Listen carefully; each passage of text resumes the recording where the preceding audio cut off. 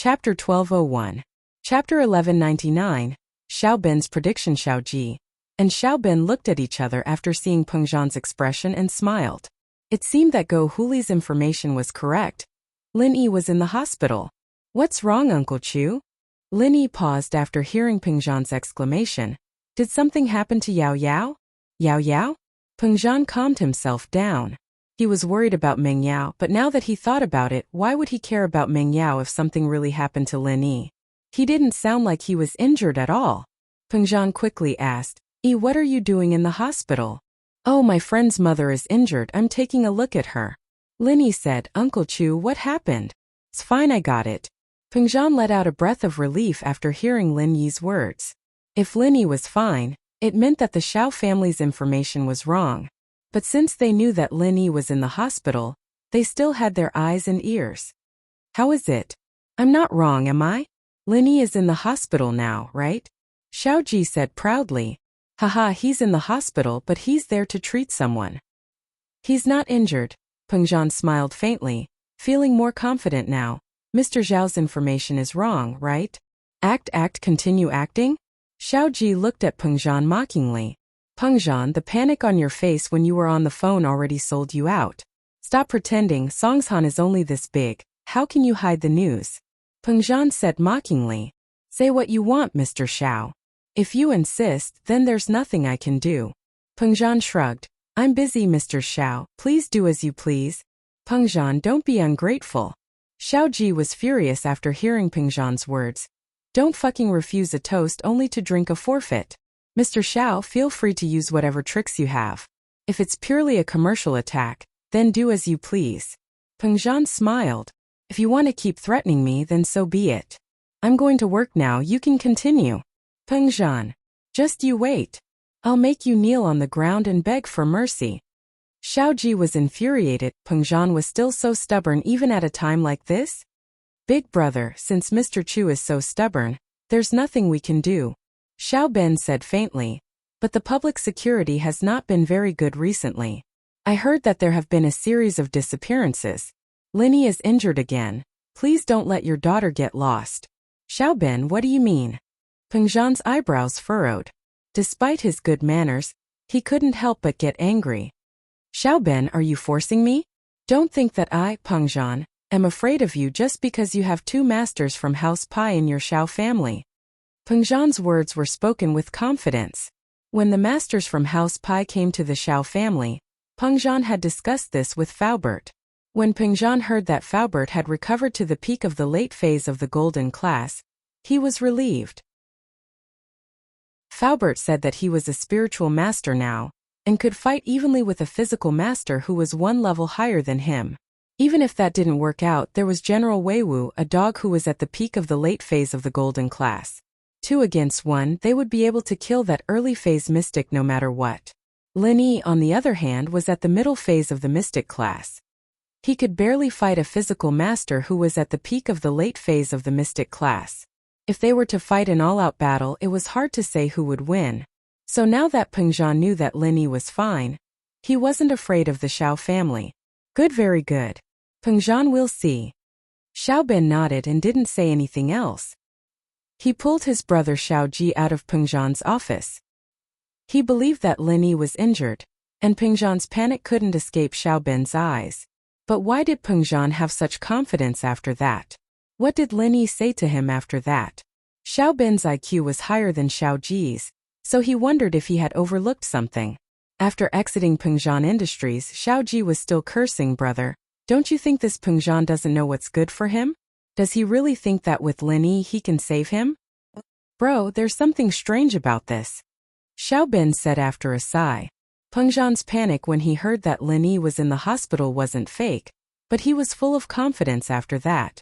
What's the reason? Yeah, brother, what you're saying makes sense. Is there something going on here?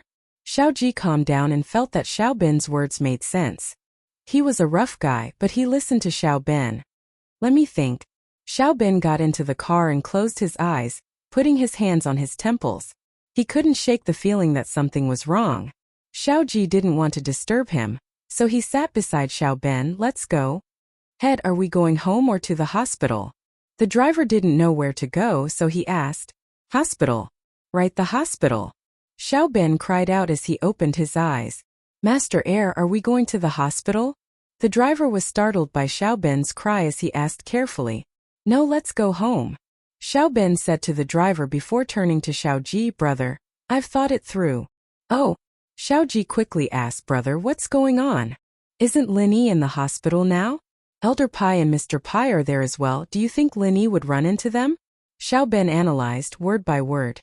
If Linny knew that Elder Pai and Mr. Pai were injured as well, wouldn't he have nothing to fear? Pengzhan wouldn't have to worry either, since our masters are in the hospital as well. That's possible. After Xiao Ji heard Xiao Ben's words, he nodded in agreement. That should be it. But we booked a private room, so how did Linny see it? I don't know about that, but it's just a guess. Xiao Ben said, "There's another possibility. Linny's injuries can recover very quickly, so even if Pengzhan knew that Linny was injured, he wouldn't be afraid of us." "Oh, recover very quickly?" Xiao Ji pondered. Chapter 1202. The difference in injuries, what does that mean? Xiao Ji paused. Could it be that House Chu wasn't pretending to be weak last time? That Linny pretended to be injured to confuse us? That's not it. Xiao Ben waved his hand.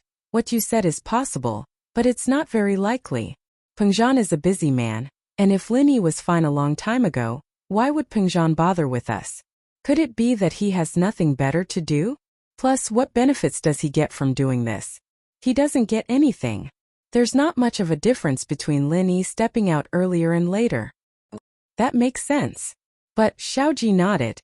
So you're saying that Linny's recovery ability is very strong? Yes, so I'm guessing that Linny hinted to Pengzhan that although he's injured, he'll recover soon, so that's why Pengzhan isn't afraid. Xiao Ben agreed. This is the only possibility that boosts Pengzhan's confidence. Then what should we do now? Xiao Ji said. Now that the two masters from House Pai are hospitalized, there's nothing we can threaten Pengzhan with. I'll discuss with my business partners first, and see if we can control and suppress Pengzhan Industries through the stock price. As long as we earn some profits for House Pai, I believe that the two masters from House Pai will stand up for us after they recover. Xiao Ben said, of course we have to make use of House Pai's profits. Yes, that's true. Let's do that then. Xiao Ji relaxed after hearing that. In the hospital, Linny saw Yu Yuanyuan, a pretty girl. Although she couldn't compare to Tang Yun and the Miss, she was still a pretty girl. If she really married Erguden, it would be Erguden's fortune.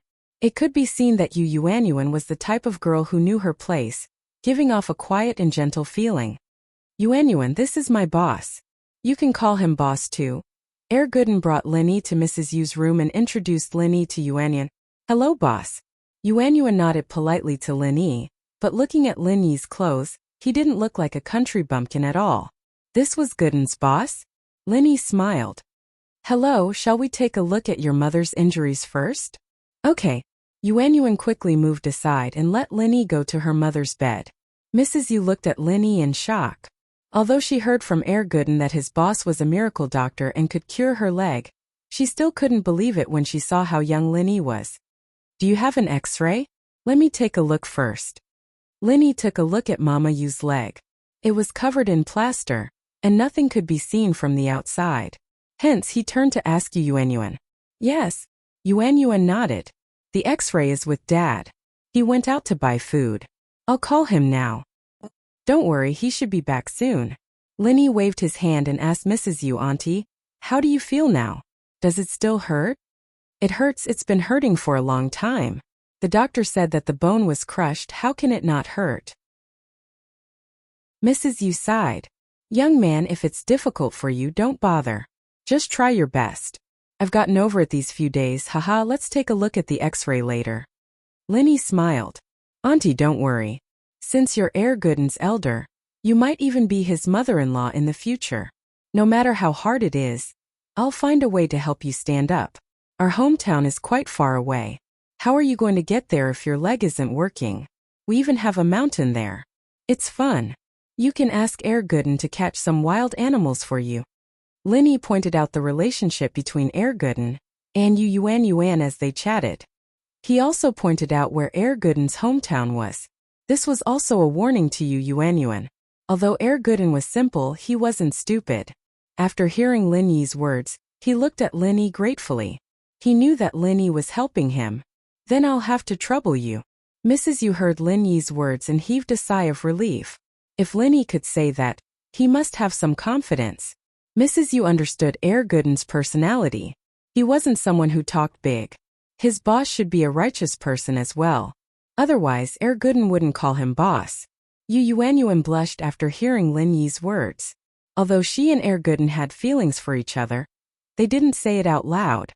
Now that Lin Yi said it, it made Yuan Yuan shy. She lowered her head, not daring to look at Gooden. However, Yuan Yuan was happy that her mother didn't refute Lin Yi's words.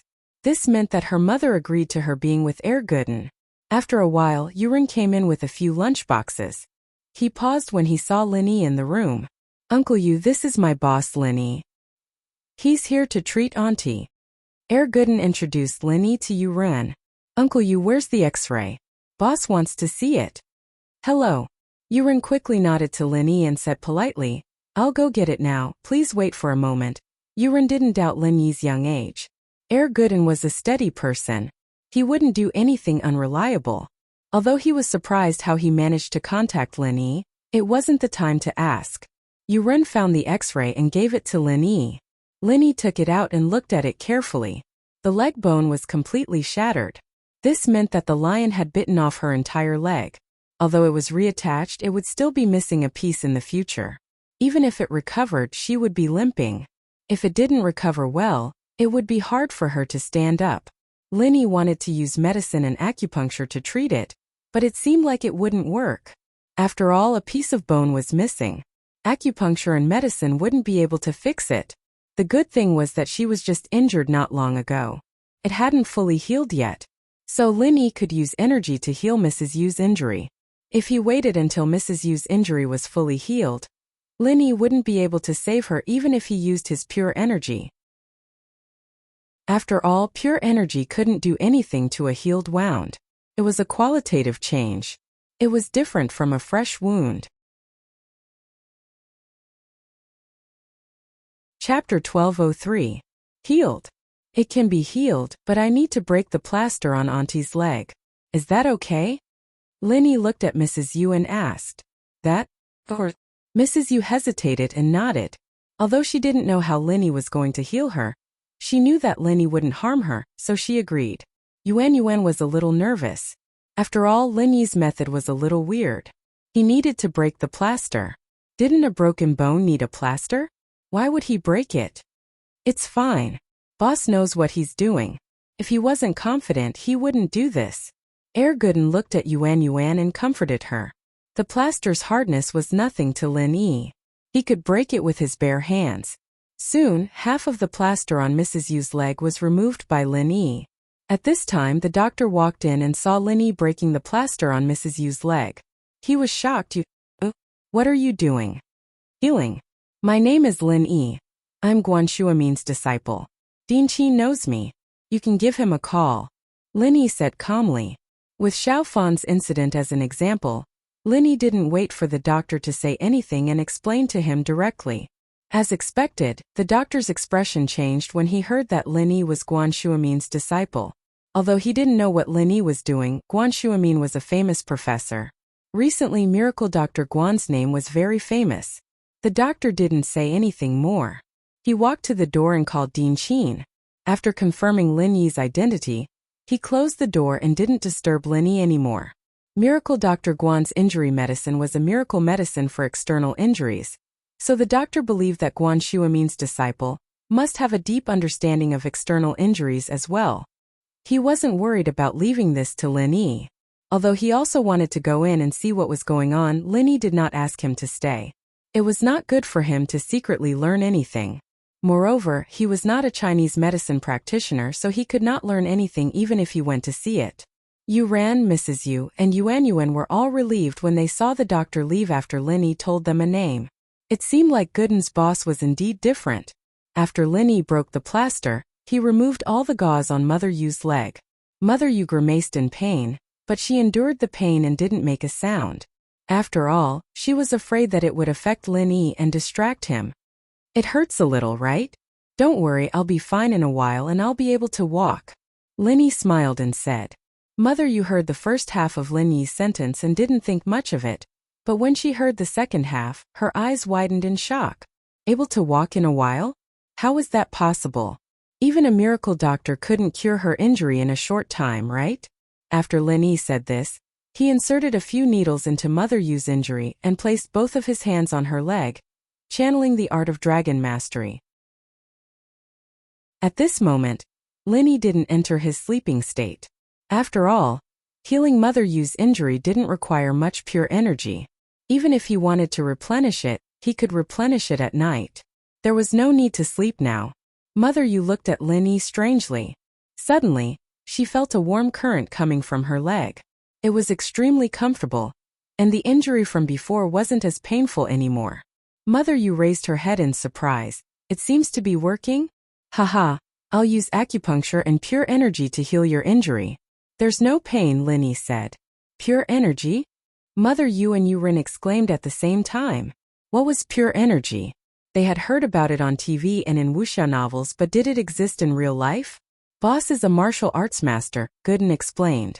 But after hearing Gooden's explanation, Mother Yu, Yu Ran, and Yu Yuanyuan all thought of Gooden's shocking feat. Gooden could kill Fighter Li with one punch, so his martial arts were obviously not weak.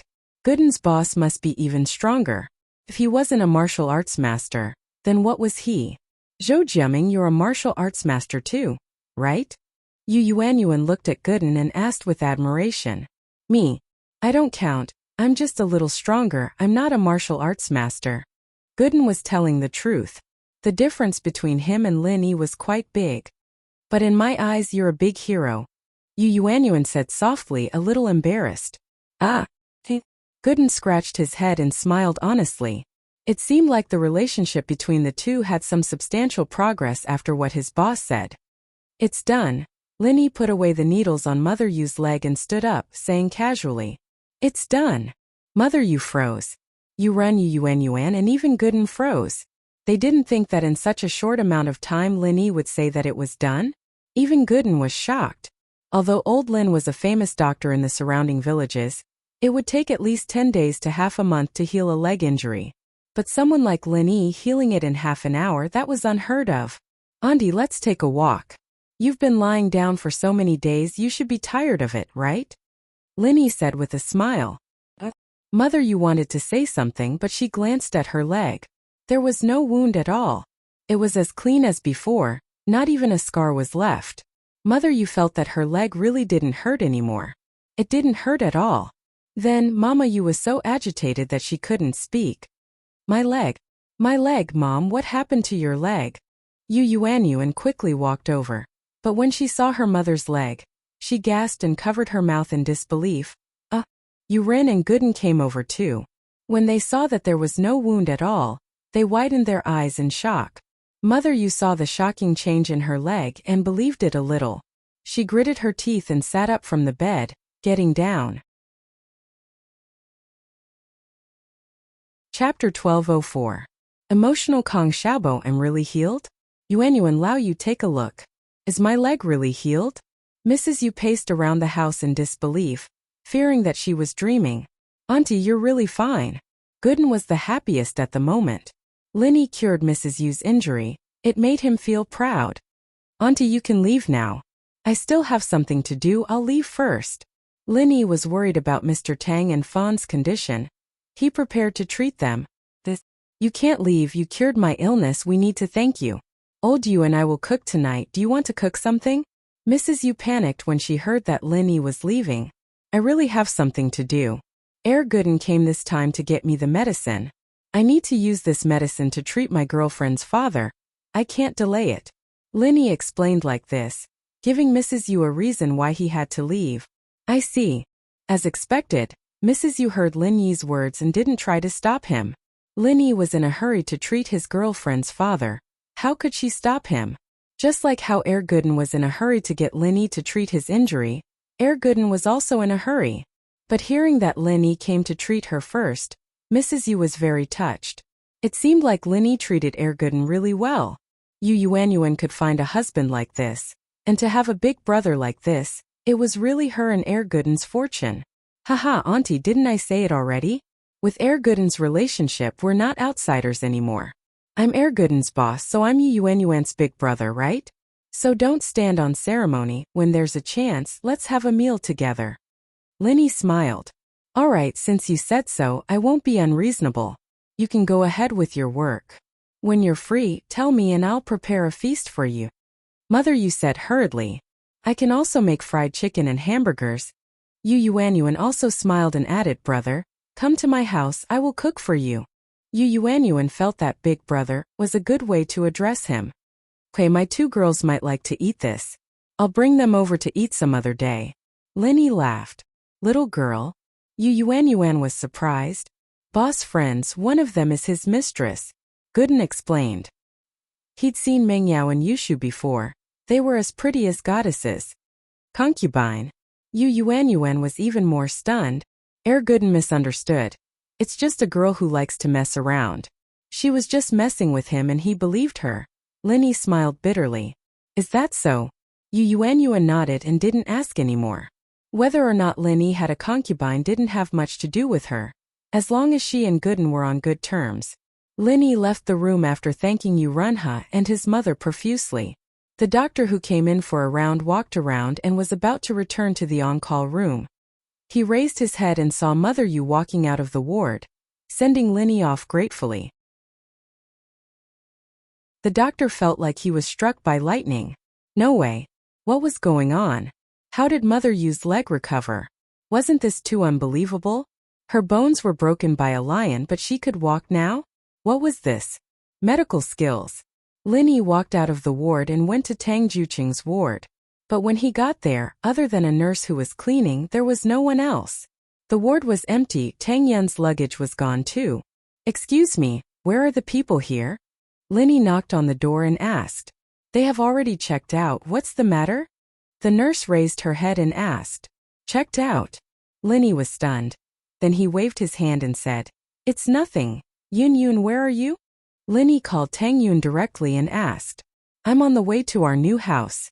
The new house is ready, so we checked out of the hospital and are preparing to move to our new house. Tang Yun said. Moving? Why didn't you tell me beforehand? Linny asked with a bit of blame. If you told me earlier, I would have been able to help you. It's fine, Tang Yun smiled. Tang Yun smiled. Fun's family is moving today as well, and Xiaobo borrowed a car from Fatty Lai so our families can go together. I see. Linny nodded. Since there was a car, it was good, so he said, Yun, Uncle Tang's leg can be treated now. I've got the medicine. How about I go to your new house now? Can be treated? Really? Tang Yun was suddenly happy and said, Okay, come to the new house directly, we'll be there soon. Okay. Linny smiled and hung up the phone. After hanging up the phone with Tang Yun, Linny called Kong Xiaobo. Boss, where are you? Why didn't you come? Kong Xiaobo picked up the phone and asked with some doubts. You still say I didn't come? Yun's family is moving today, why didn't you tell me? Linny asked. Ah, you didn't know? Kong Xiaobo was stunned after listening to Lin Yi's words. How would I know if you didn't tell me? Linny was a little dumbfounded. I thought Tang Yun would tell you. How would I know that she didn't say it? Kong Xiaobo suddenly smiled bitterly. Boss, you can't blame me. Okay, I'm just telling you, take Xiaofan to Yunyan's house later. I got the medicine to treat her leg injury. I just happen to be treating Uncle Tang so we can treat together. Linny said. Are you serious? Boss, thank you so much. After listening to Lin Yi's words, Kong Xiaobo felt a burst of warmth in his heart. Linny had always put Xiaofan's matter in his heart, which made Kong Xiaobo very touched. Although Kong Xiaobo didn't care whether Xiaofan's leg was really lame. Even if it was like this for the rest of her life, Kong Xiaobo still loved her. But if she could be like a normal person, then Kong Xiaobo would find a way to make her return to normal no matter what. Kong Xiaobo didn't care about other people's eyes, but how painful would it be for a girl like Xiaofan? After knowing this good news, Kong Xiaobo almost jumped in joy. He hugged Xiaofan beside him, and he was extremely excited. What are you doing? Xiaofan was shocked by Kong Xiaobo's sudden action. Her parents were still on the side, and Kang Xiaobo made such a bold move. What was he going to do? Although their relationship had been set, it wasn't good to be so intimate in front of adults, right? Chapter 1205. A little strength, Xiaofan exclaimed. At this moment, she felt emotional and complicated. After so many years, there was almost no possibility for her leg to recover. But now, Kang Xiaobo told her that it could be cured. Previously, after Xiaofan was dumped by Kang Mingming, she was disheartened and her life was filled with darkness. As for whether her leg was cured or not, it didn't matter. But ever since she fell in love with Kang Xiaobo, although Xiaofan didn't say anything, she would always cry and hate herself in the dead of night.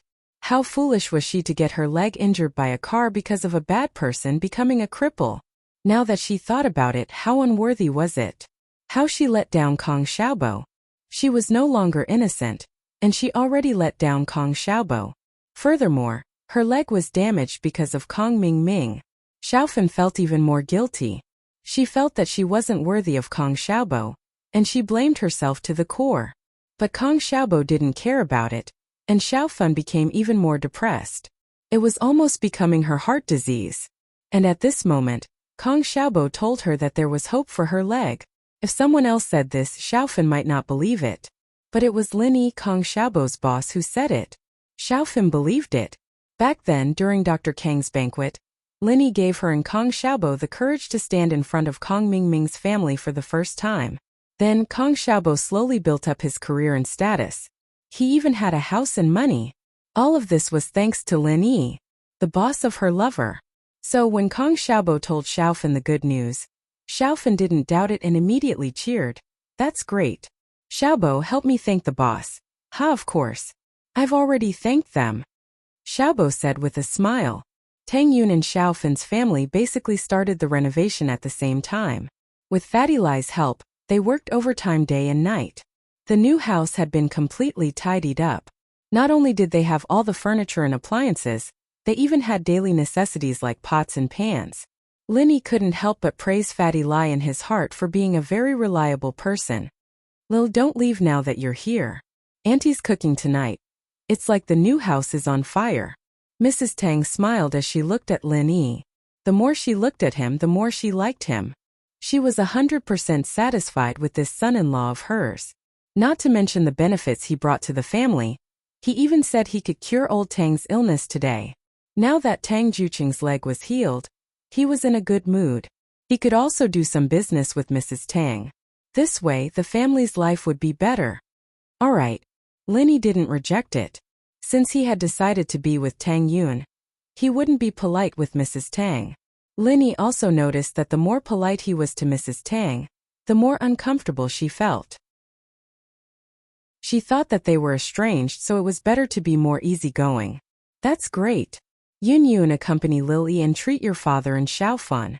Xiaofan's mother and I will go to the market to buy some delicious food. Mrs. Tang said happily. Lin Yi already knew Tang Juqing and Xiaofan's legs like the back of his hand. He had done a detailed examination before. Now, he only needed to use the nerve stimulation medicine to repair the nerves. Combined with acupuncture, it wouldn't be difficult for them to recover. Lin Yi, what do you need me to do? Tang Yun brought Lin Yi to her father's room and asked. No need. Just watch from the side and don't let anyone disturb me. Lin Yi smiled and asked Tang Juqing, who was lying on the bed, Uncle Tang, are you ready? I will stimulate the nerves later. It might be very painful. It's fine. It's nothing. Tang Juqing smiled indifferently. I have already survived the surgery. What's there to be afraid of? As long as I can stand up, I don't care how much pain I have to endure. Otherwise, I won't be able to do anything with my legs being inconvenient every day. All right. Lin Yi nodded and began to treat Tang Juqing. See, when the silver needle dipped in the medicine was inserted into the acupuncture point on Tang Juqing's leg, Tang Juqing couldn't help but take a deep breath. It wasn't just a matter of pain. It was extremely painful. One had to know that the nerves were very sensitive. Especially when Lin Yi used the nerve stimulation medicine to stimulate the nerves in Tang Juqing's leg. Tang Juqing directly sat up from the bed with a head full of cold sweat. Tang Yun's heart tightened when she saw her father's expression. She nervously looked at Lin Yi, but when she saw that Lin Yi's expression was normal, she let out a sigh of relief. Dad, bear with it. Don't affect Lin Yi's treatment. Okay? Tang Juqing clenched his teeth. Naturally, he knew that if he moved, it would affect Lin Yi's treatment. Lin Yi smiled slightly and said, Uncle Tang, don't be nervous. Think about the interesting things in the past and it will be over. For example, the past when you and Auntie were friends? Haha. Tang Juqing heard Lin Yi's words and couldn't help but laugh. A fascinated expression appeared on his face. It was obvious that he was thinking about the past. Tang Yuan, on the other hand, glared at Lin Yi. This guy had no respect for his elders. How dare he say anything? Yun, you don't know. Back then, your mother was a flower in the factory. Your old man, I was able to win a beauty back then. I have a certain level of ability too. Tang Juqing's leg didn't hurt as much anymore when he talked about the past. Dad! Tang Yun blushed when she heard her father's playful words. Haha, it's nothing.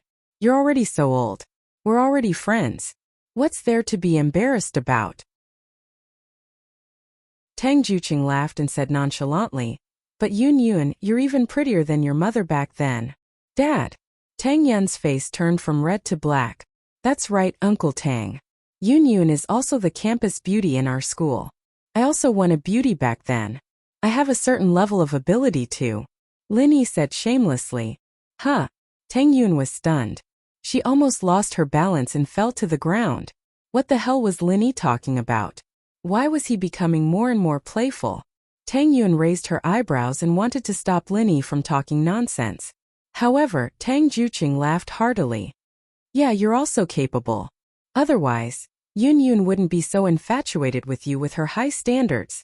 Dad, when did I fall in love with you? Tang Yun widened her eyes and looked at her father, not knowing whether to laugh or cry. Last time you misunderstood that Lin Yi didn't want you anymore. Didn't you cry your heart out? Tang Juqing laughed. Chapter 1206. Distraction, Dad. I'm going out. Tang Yun turned around to leave. However, Lin Yi smiled and put away the silver needles on Tang Juqing's leg. Okay, Uncle Tang, stand up and take a walk? That's it? Tang Juqing was surprised. He didn't think that talking to Lin Yi would divert his attention. Unknowingly, the treatment was completed. Tang Juqing didn't feel any pain.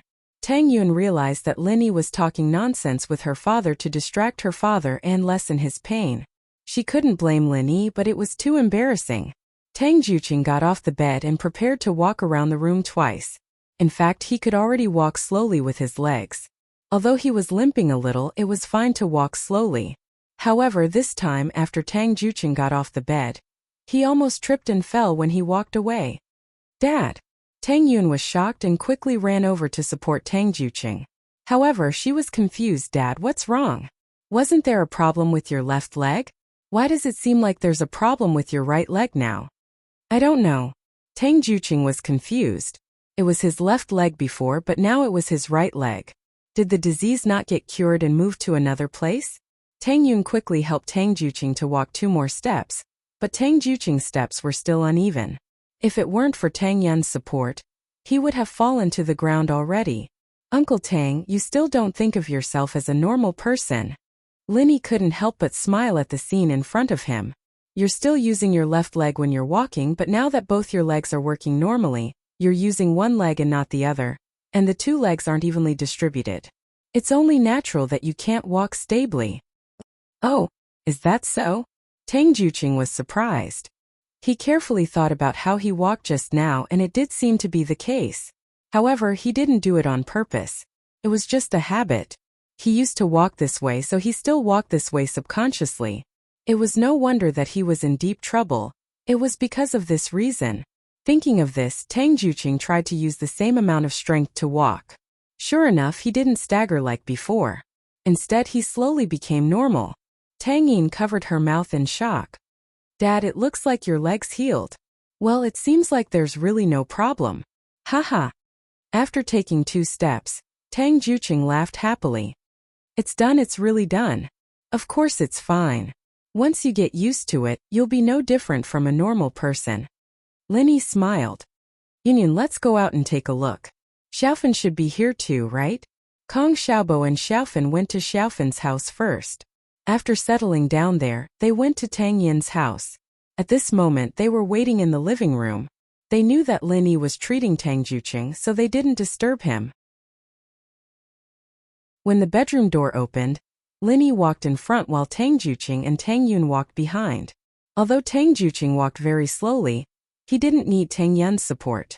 However, Tang Yun was afraid that he would fall, so she still protected him by his side. But even so, it gave Kong Xiaobo and Xiaofan a huge shock. Tang Juqing's leg was even more serious than Xiaofan's. He was the kind of person who couldn't get up from the bed. But after witnessing a miracle step by step, Tang Juqing could finally walk steadily. No one would believe it if they said that it wasn't Lin Yi's doing. Kong Xiaobo stood up and looked excited.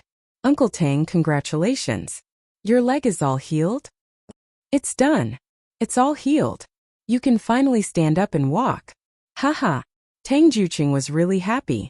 At the same time, he was proud to have such a powerful son-in-law like Lin Yi. It was all thanks to Lin Yi's hard work that his family had gone from a poor family in the slums to a well-off family now. Most importantly, Lin Yi still doted on his daughter. This was what made Tang Juqing feel the most gratified. Kong Xiaobo's excitement was actually for Xiaofan. If Tang Juqing's leg was healed, then Xiaofan's leg would naturally be saved. Xiaobo, bring Xiaofan to the bedroom.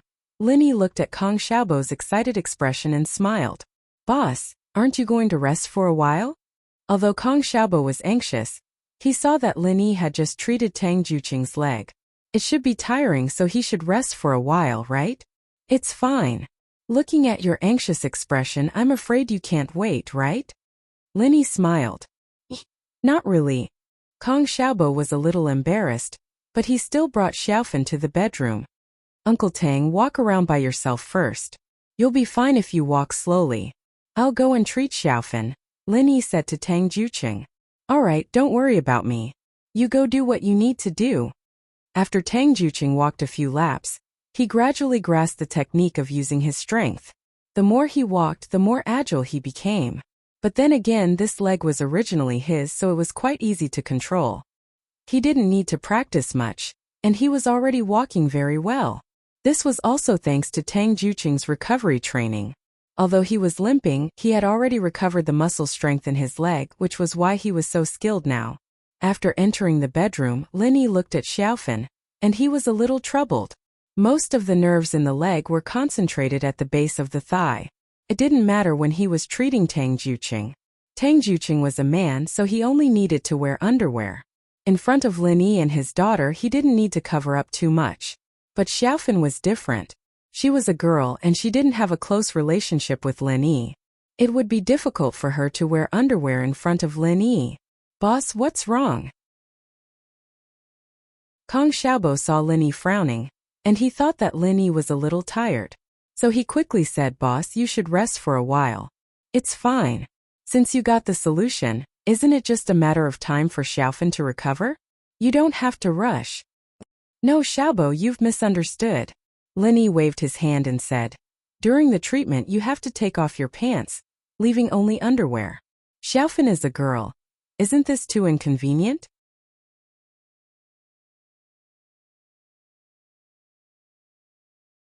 Chapter 1207. Xiao Xiao fainted again. Xiaobo, what kind of nonsense are you talking about? Lin Yi didn't know whether to laugh or cry after hearing Kong Xiaobo's words. I'm not talking about what you are thinking. I'm just worried that Xiaofan will be embarrassed. What's the point of saying so much? Tang Yun didn't know what to say as well. She knew that Lin Yi wouldn't have any dirty thoughts towards Xiaofan. She heard that when Lin Yi was treating Meng Yao was naked. Lin Yi didn't do anything to Meng Yao, so why would he have any dirty thoughts towards Xiaofan? So Tang Yun trusted Lin Yi very much. She said to Xiaofan, Xiaofan, I'll help you take off your pants? And Xiaofan nodded. Although she was a little shy, she knew that Lin Yi was doing this out of kindness. He wouldn't have any dirty thoughts towards her. She and Tang Yun weren't on the same level, and with Tang Yun by her side, Lin Yi would have any dirty thoughts towards her unless he was blind. With that thought, Xiaofan stopped being shy and unbuckled her belt. With Tang Yun's help, She took off her pants, revealing her fair legs. It was quite sexy and beautiful. Tang Yun and Xiao Fan sneaked a glance at Lin Yi and realized that his eyes were clear without any lust. He was seriously observing the position of the needle. On the other hand, Kong Xiaobo looked like he was drooling. This made Tang Yun smile, but Xiao Fan was helpless. She glared at Kong Xiaobo and said, "Can you be more serious?" I was thinking, wifey, if your legs are healed, wouldn't you become a first-class beauty? I really picked you up. Kong Xiaobo laughed. Xiao Fan turned her head and ignored him. Although Xiao Fan and Kong Xiaobo had been together for a period of time, the two of them didn't cross the boundary. It wasn't that Kong Xiaobo didn't want to, but he felt that it wasn't the right time. Although the knot in Xiao Fan's heart was untied, her leg injury wasn't completely healed. In this situation, Xiao Fan definitely wouldn't feel comfortable in her heart. Therefore, Kong Xiaobo was drooling over Xiao Fan's exposed legs. "Stop laughing. Go hug your wife and tell her some jokes or something," Lin Yi instructed Kong Xiaobo. "It will be very painful when I insert the needle. Distract her attention." "Oh, okay." Kong Xiaobo heard Lin Yi's words and quickly walked over. He hugged Xiao Fan and began to tell her jokes. There was a person called Zhong Pingliang. He fell in love with the campus belle, Chu Ming. Kong Xiaobo began to tell Xiao Fan about Zhong Pingliang's embarrassing past. These were all things that happened in his class. Xiao Fan didn't know about it, but she didn't go to high school. She listened with great interest. Lin Yi inserted the needle quickly. Xiao Fan grimaced in pain, but she was distracted by Kong Xiaobo, so the treatment went smoothly. There were many rumors about Lin Yi in school, but Tang Yun didn't like Lin Yi and disliked Lin Yi, so she didn't care about the rumors about Lin Yi. Later on, she got together with Lin Yi, and Lin Yi kept a low profile, so the rumors about him decreased. So, she didn't know that Lin Yi peed all over Zhong Pingliang's face in the toilet, and that he fought with Heibao Bro during the exercise break. Now that she heard it from Kong Xiaobo, even Tang Yun couldn't help but laugh. "I didn't think that Zhong Pingliang would be so unlucky." Tang Yun sighed. However, any bad guy would be unlucky if they met Lin Yi. Didn't Zhou Ruoming, Zhao Qibing, and the others get taught a lesson by Lin Yi? Haha. Lin Yi laughed and put away all the needles on Xiao Fan's leg. "Alright, try walking." It's done?" Xiao Fan's forehead was covered in sweat from the pain. Although she hoped that Lin Yi would finish the treatment soon, she also hoped that Lin Yi could cure her in one go. She wanted to become a normal person too much. "And Xiaobo, try walking with her. Hold her, don't let her fall," Lin Yi instructed. As soon as Lin Yi finished his sentence, Lin Yi's phone rang. Lin Yi took out his phone and looked at the caller ID. What he saw made him pause. The phone call was from Feng Tianlong. Why would he call him at this time? "Hello, Uncle Feng." Lin Yi quickly picked up. Where are you?" Xiao Xiao fainted again.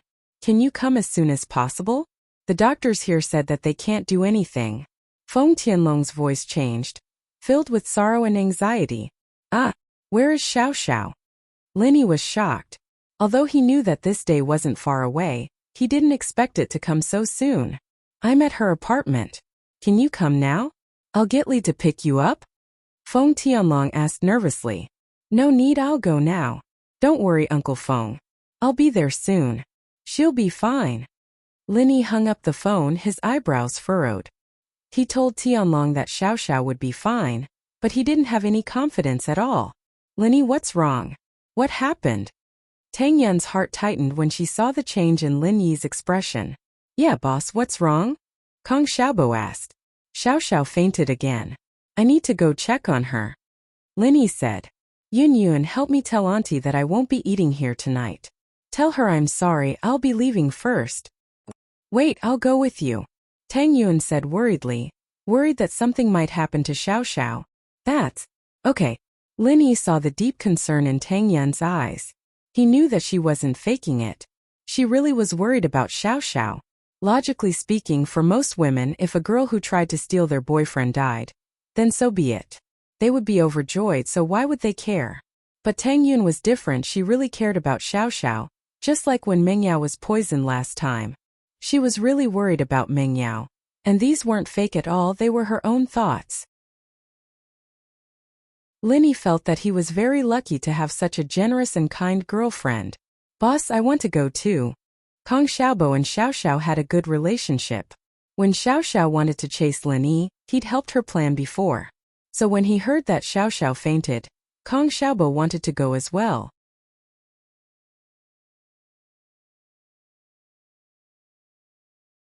Chapter 1208. It's very strange, alright? Kong Xiaobo nodded and didn't say anything else. He had to listen to Lin Yi. After leaving the bedroom, Tang Yun said something to her dad and ran out with Lin Yi. They went downstairs and got in the car. Tang Yun finally let out a breath of relief. Lin Yi, you have a way to save Xiao Xiao, right? I'm not sure yet, we'll see. Lin Yi smiled bitterly.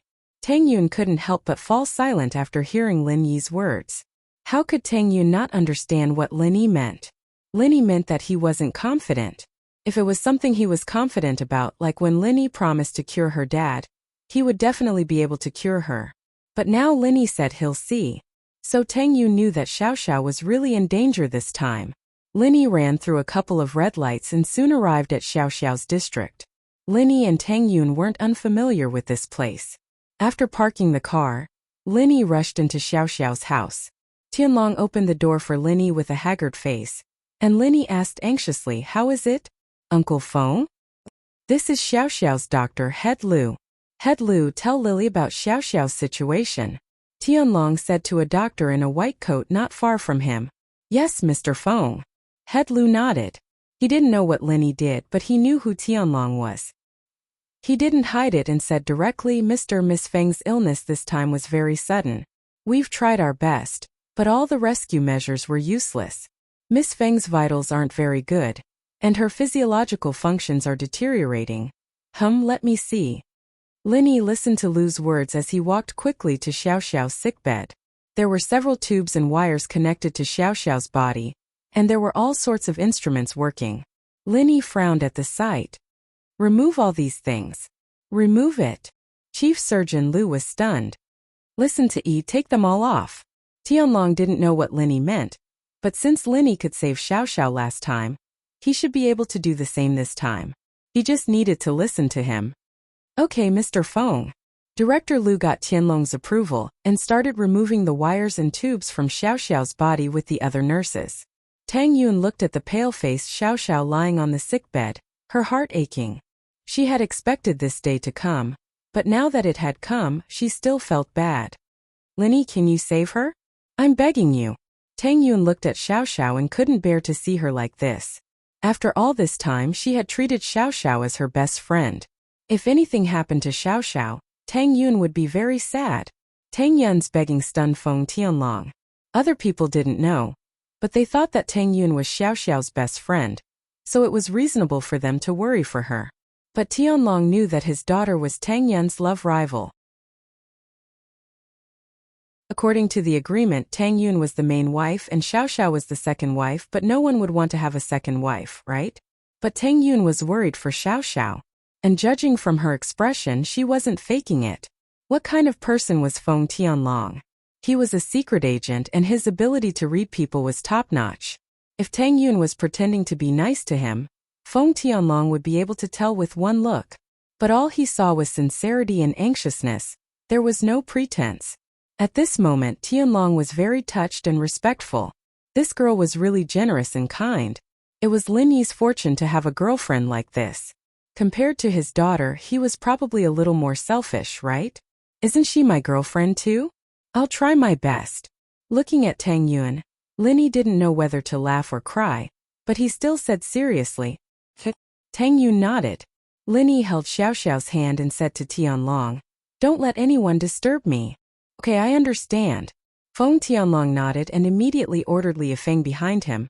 "Little Li, guard the door. Don't let anyone come in and disturb us." "Yes."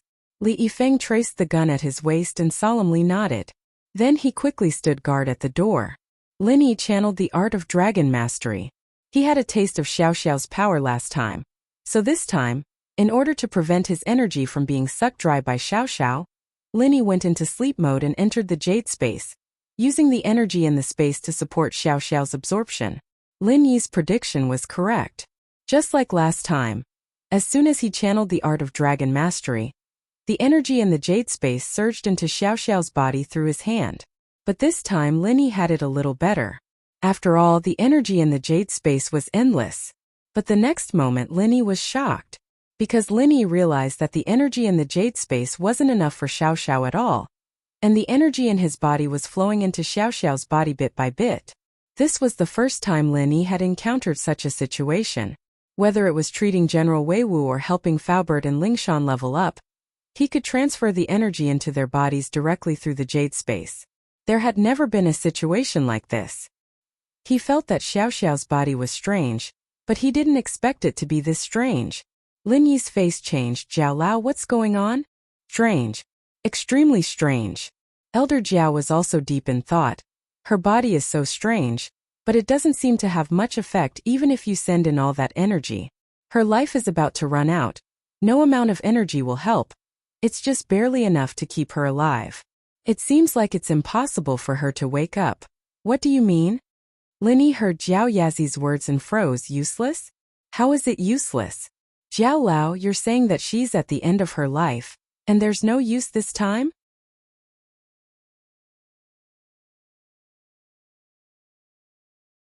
Chapter 1209. There's no way. If that's the case, then I'll try no matter what. Linny heard Jiao Yazi's words and relaxed a little. Since Xiao Xiao could be saved last time, then it shouldn't be a problem this time as well.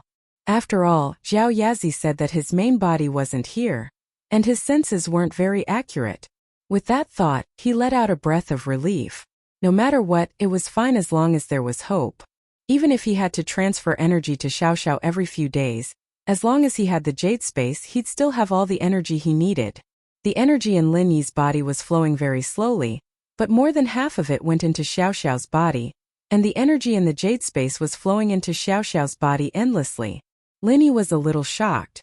It seemed like Xiao Xiao didn't absorb all the energy in his body last time, but she was forced to stop because there was no more energy left.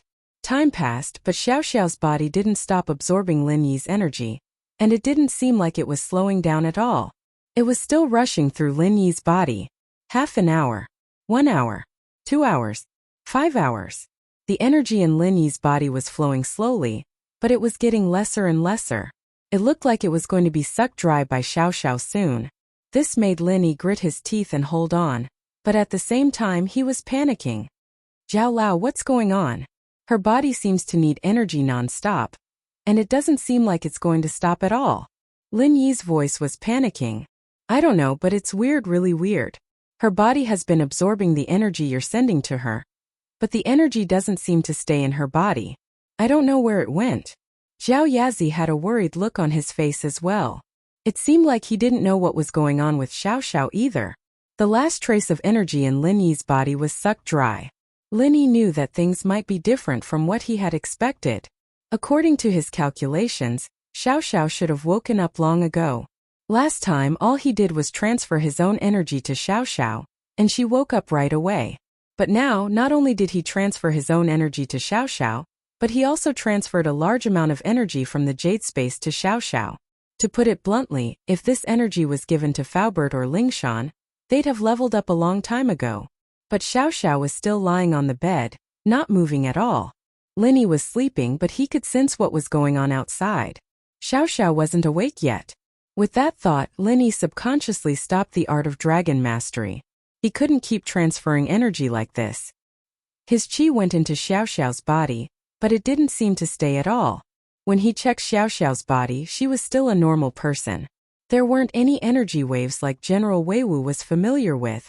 Lin Yi stopped the art of dragon mastery, and the energy transferred into Xiao Xiao's body stopped as well. Xiao Xiao's body couldn't absorb the energy from Lin Yi's body anymore, so she stopped. Lin Yi didn't have the time to recover his strength first. After all, Xiao Xiao's situation was more important. Recovering his strength later wasn't a problem, since it wouldn't affect him much in the short term.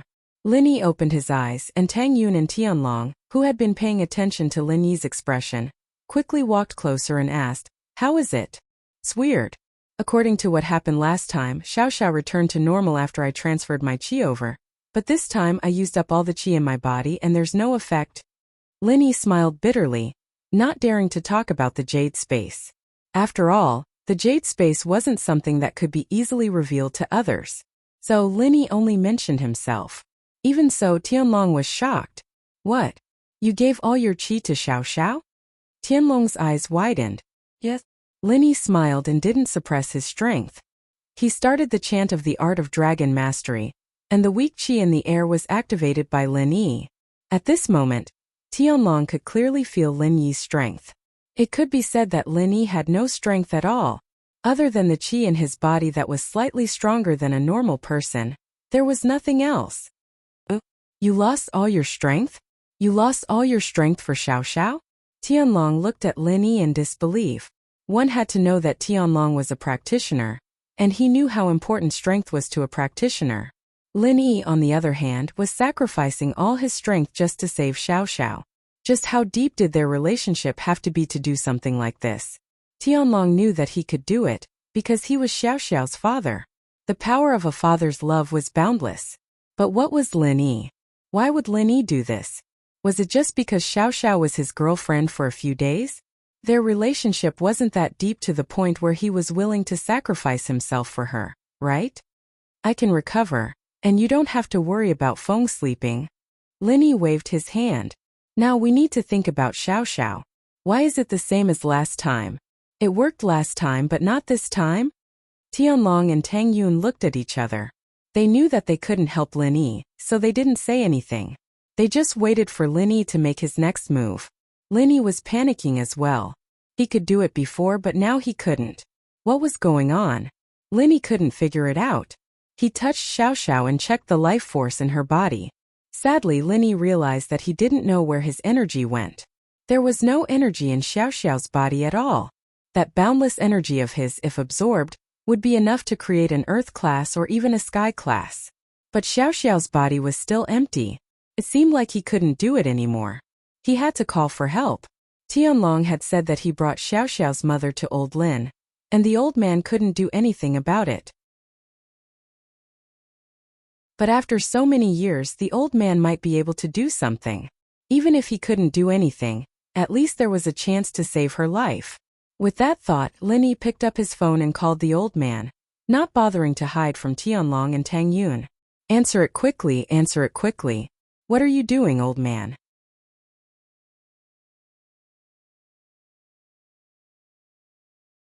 Chapter 12:10. Frigid Qi. Finally, after a few rings, old Lin's lazy voice came from the other side. Is this Lily? Why did you call this old man? Did you see Gooden? Are you all right? Old man, let's not talk about this. I have something urgent to talk to you about. Lin Yi interrupted the old man. He was worried about Xiao Xiao's safety. He didn't have time to talk to the old man. What's the matter? What is it? Did something happen on your side? The old man's face tensed up, his tone turning from lazy to serious. There's a strange disease that you've seen before, and you've treated it before, but you couldn't do anything about it.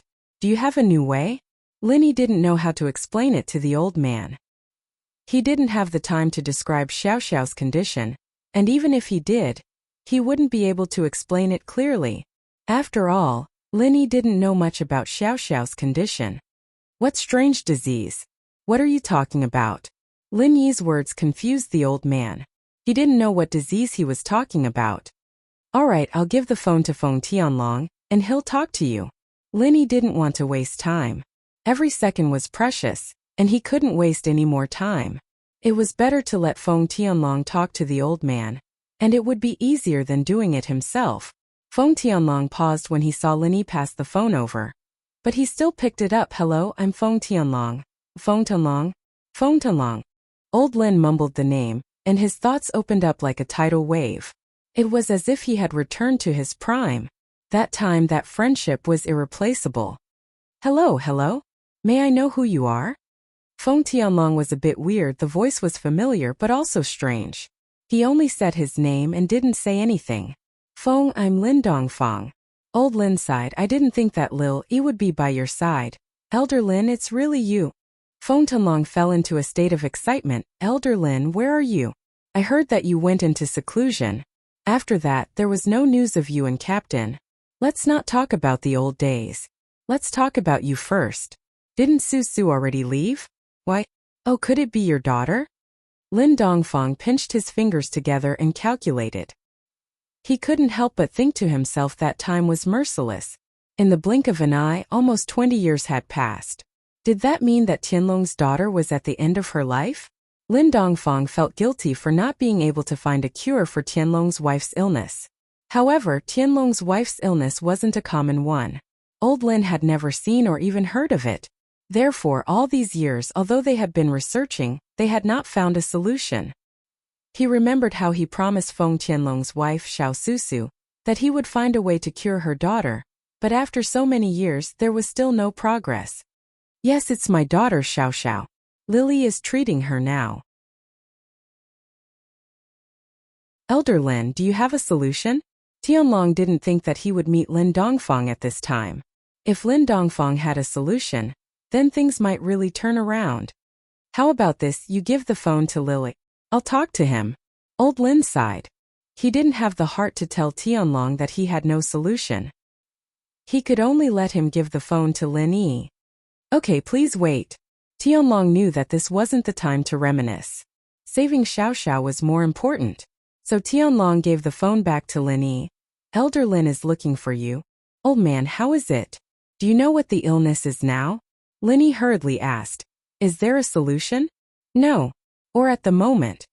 Old Lin sighed. I've read many ancient books about this illness, and I've visited many people.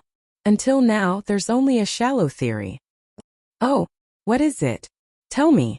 Lin Yi's heart sank when he heard that there was no solution. But he didn't give up. He hoped that the old man could tell him more about Xiao Xiao's illness. Lin Yi wanted to see if he could find a solution. After all, he still had Elder Jiao. When the time came, he could discuss it with him. Who knows, there might really be a solution. How do I put it? Xiao Susu's illness is similar to being poisoned, but I'm not sure if it's a poison or not. It looks similar. Old Lin said. When I visited Xiao Susu's hometown, I asked Feng Tianlong to get her family tree through the investigation department, and I found a problem. Xiao Susu? What problem? Lin Yi quickly asked. Xiao Susu is Feng Tianlong's wife, Old Lin said. Xiao Susu's ancestor should be a guardian of a sect, similar to the high priest. Her ancestors have been guardians for generations, but for some reason her branch left the sect, or maybe the sect was destroyed, so they lost their practitioner's arts, and they lost the way to channel the cold energy in their body. That's why this tragedy happened. Cold energy? Lin Yi didn't expect there to be so many stories behind this. He couldn't help but be surprised. Then what should I do now? Old man, what did you mean when you said that there was no solution for now? Does that mean there's a possibility of a cure? That's right, it's the colding qi. This colding qi weakens when it meets strong opponents. If there's a suitable cultivation method and a suitable cultivation method, this colding qi will slowly be controlled by the cultivator and become a type of true qi to enhance one's own strength. In other words, when a strong practitioner is the main force, the cold energy is the support, but Feng Tianlong's wife and daughter, even the generations before them, all had the cold energy as the main force and they were the support. So naturally their bodies would have problems. Old Lin explained. This cold energy is similar to the poison in Erguden's body. It will devour the nutrients in the body. As one grows older, the colding energy will also grow. When one reaches the age of 20, the colding energy will be completely formed. At that point, the body's nutrients will be devoured. Apart from the colding energy devouring the body's vitality, there is no other possibility.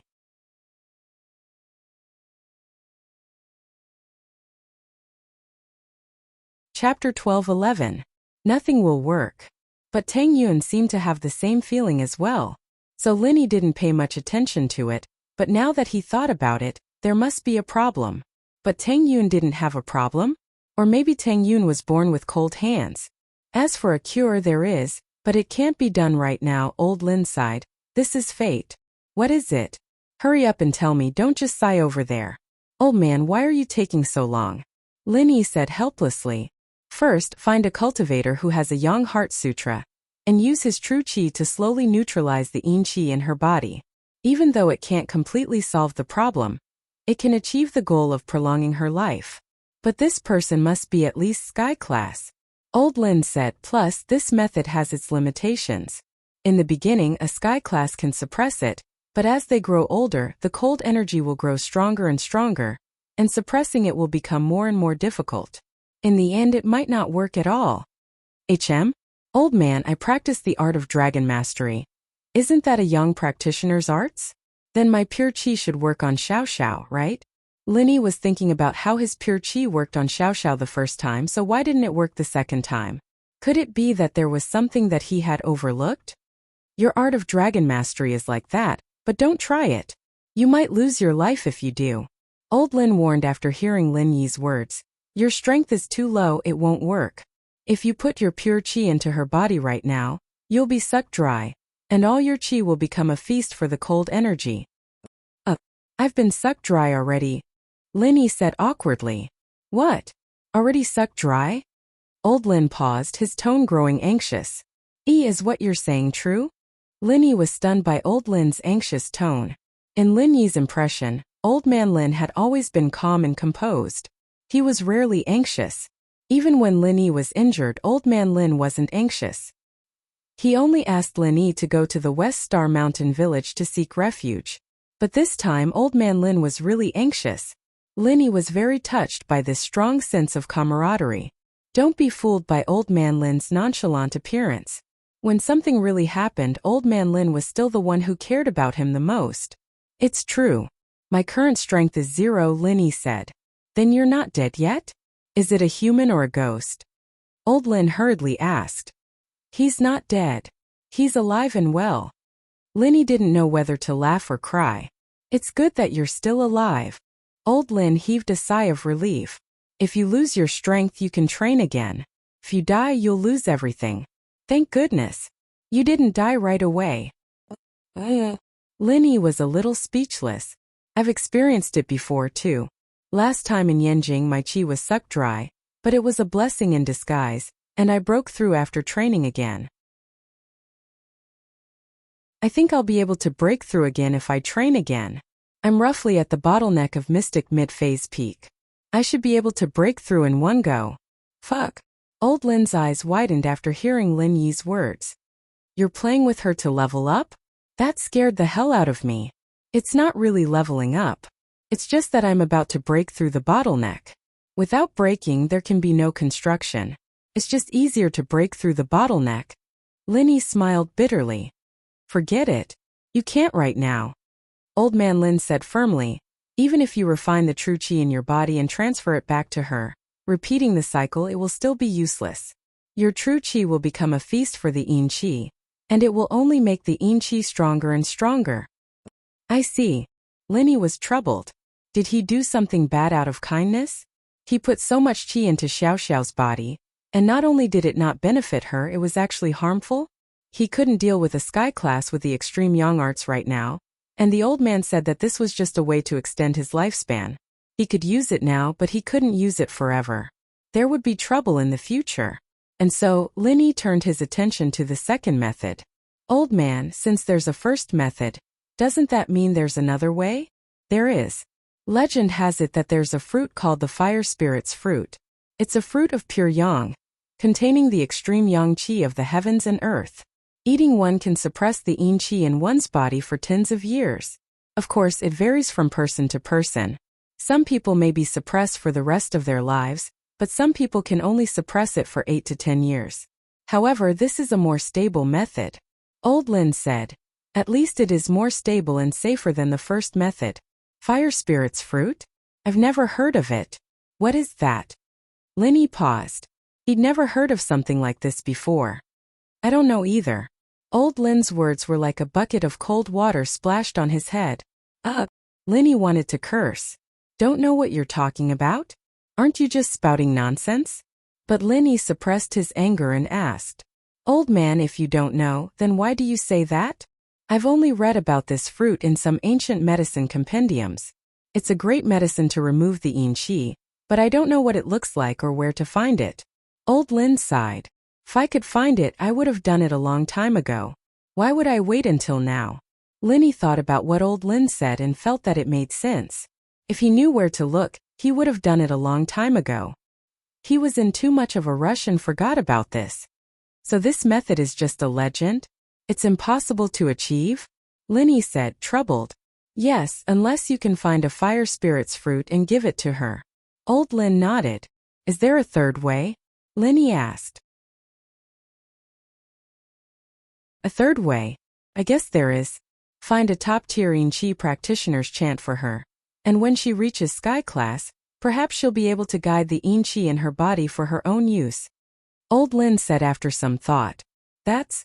Linny was speechless. Putting aside how hard it was to find a top-level cold practitioner's arts, even if he did find one, he wouldn't be able to make much progress in this kind of weather.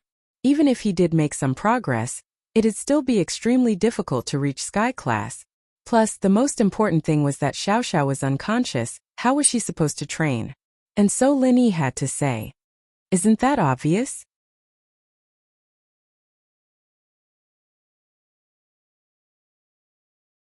Chapter 12:12.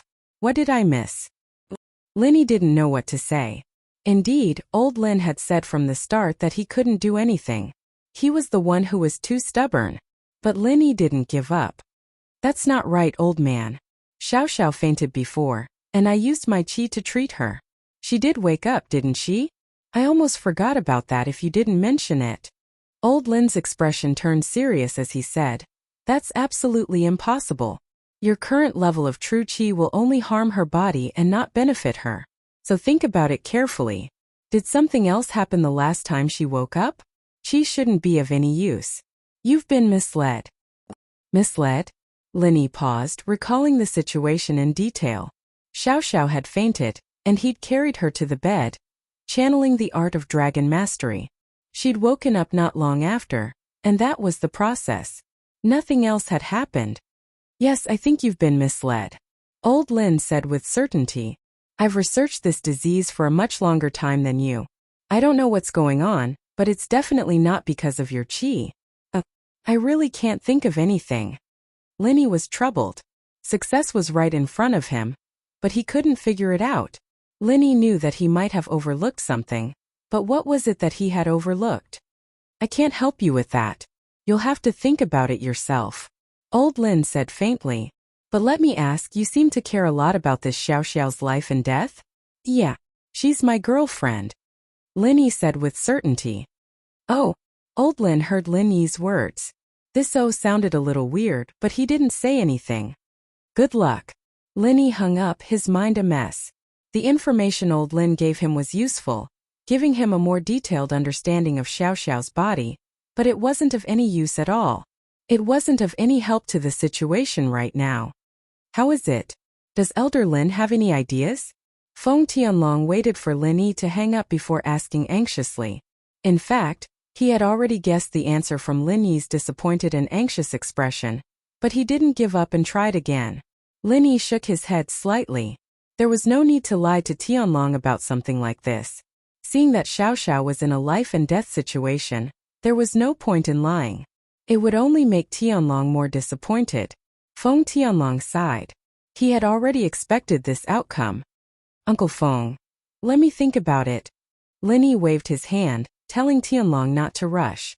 Linny was thinking about that day in the hotel in Yanjing, how he did it with Xiao Xiao. Tianlong nodded and looked at Linny nervously. Linny closed his eyes and carefully recalled the scene, but no matter how he thought about it, he couldn't find anything special. Jiao Lao, help me remember that day in the hotel in Yanjing. What happened before and after? Help me think from start to finish, don't miss a single detail. Linny asked Jiao Lao for help. Okay. Elder Jiao said after some thought. That day, Xiao Xiao went to take a shower, and you waited for her in the room. She didn't move for a while, so you went to check and found her unconscious in the bathroom. You picked her up and started groping her chest. Huh? Linny's face reddened. Jiao Lao, don't mention this, it wasn't on purpose. Didn't you tell me not to miss a single detail? Jiao Yazi humphed. Okay, continue then. Linny didn't care about being embarrassed anymore. Remembering the details was more important. And then you realized this and almost threw Xiao Xiao out, and then accidentally cut your arm on the door lock, and you carried her to the bed to save her. Jiao Yazi said in detail. Wait, cut my arm? Lin Yi frowned. The only unusual thing in this whole thing was that he cut his arm. He remembered that there was blood everywhere, on Xiao Xiao's body and bedsheets, and the next morning Xiao Xiao thought that he had done something to her. Yes, I cut my arm. Jiao Yazi said suddenly. Right, your blood is also of the Yang attribute because of the art of dragon mastery. Could it be that your blood saved Xiao Xiao? Oh. Lin Yi thought that it was possible without another word. He bit his finger, and the blood flowed down to Xiao Xiao's forehead. What are you doing? Tianlong was shocked. He didn't expect Lin Yi to do this. He didn't know what he meant. Tang Yuan, on the other hand, was startled as well. She didn't know what Lin Yi was doing. But Lin Yi must have a reason for doing this. She turned to Tianlong. Uncle Feng, please don't fret. Lin Yi must have a plan. Oh. Tianlong looked at Tang Yuan, a little embarrassed. He wasn't as calm as a 19-year-old girl. It made sense, after all. He was worried about Xiao Xiao's safety, so naturally his heart would be more fragile. What Lin Yi didn't expect was that the blood seemed to seep into Xiao Xiao's skin, getting absorbed bit by bit. Lin Yi's body had already gotten rid of the impurities when he broke through to golden class, so his blood was very pure. Xiao Xiao absorbed it cleanly in no time. A look of relief flashed across Lin Yi's face. He was really lucky today. If it weren't for old Lin's reminder and Jiao Yazi's help, he would have missed this small detail. But he didn't expect that this small detail was the key to saving Xiao Xiao. Tianlong's eyes widened as he watched his daughter absorb Lin Yi's blood. He didn't know what Lin Yi was doing, but no matter what, it had to be good for Xiao Xiao, or his daughter wouldn't be able to absorb Lin Yi's blood. Tang Yuan covered her mouth as well. She didn't expect Lin Yi to use his own blood to save Xiao Xiao. She felt dizzy. If it was just a little bit of blood, Tang Yuan wouldn't care. But in just a short while, Lin Yi had lost at least half a bottle's worth of blood. If this continued, would he be able to take it?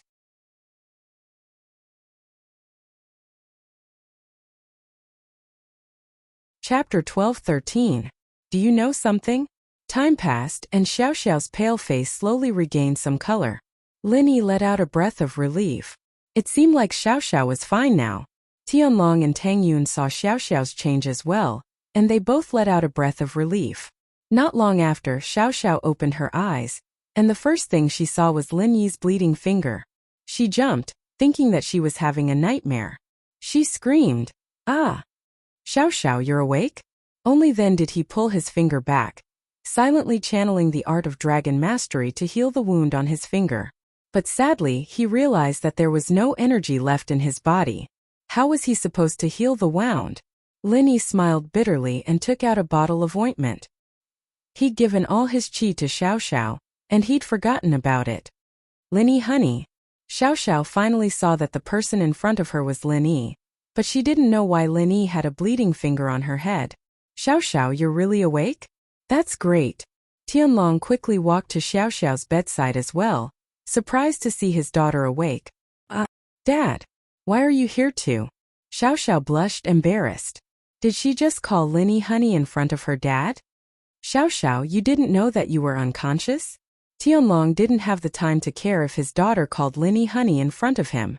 Even if she did, it didn't matter. As far as Tianlong was concerned, Lin Yi was a good son-in-law. At least he was satisfied. So the better Xiao Xiao and Lin Yi were, the happier Tianlong was. I fainted. Think so. Tianlong's words reminded Xiao Xiao. My chest was a bit uncomfortable, so I wanted to lie on the bed for a while, but it got worse and worse and I think I fell asleep. I don't know anything after that. Xiao Xiao, you almost entered the gates of hell. It was Yi who saved you. Feng Tianlong sighed. Although he didn't know when his daughter's illness would act up again after waking up, no matter what, it was better to live one more day. Xiao Xiao remembered Lin Yi waving his bleeding finger on her face. Was he healing her? Thinking about it, it seemed possible. Last time in the hotel in Yanjing, there was blood all over the bed when she woke up. She thought that Lin Yi had pushed her. Thinking about Lin Yi using his blood to heal her, Xiao Xiao was very grateful. Lin Yi honey, thank you. What are you thanking me for? Lin Yi smiled faintly. You said it yourself, I'm your husband. Why are you thanking me? You're right. Xiao Xiao was back to her usual cheerful self. Tang Yuan let out a long breath and looked at Lin Yi. Lin Yi, are you all right? I'm fine. I'll be fine after some rest. Linny did look a bit weak right now. In fact, Linny was very weak as well. He didn't have any chi left and he lost a lot of blood. How could he not be weak? But finding a way to extend Xiao Xiao's life made Linny very happy.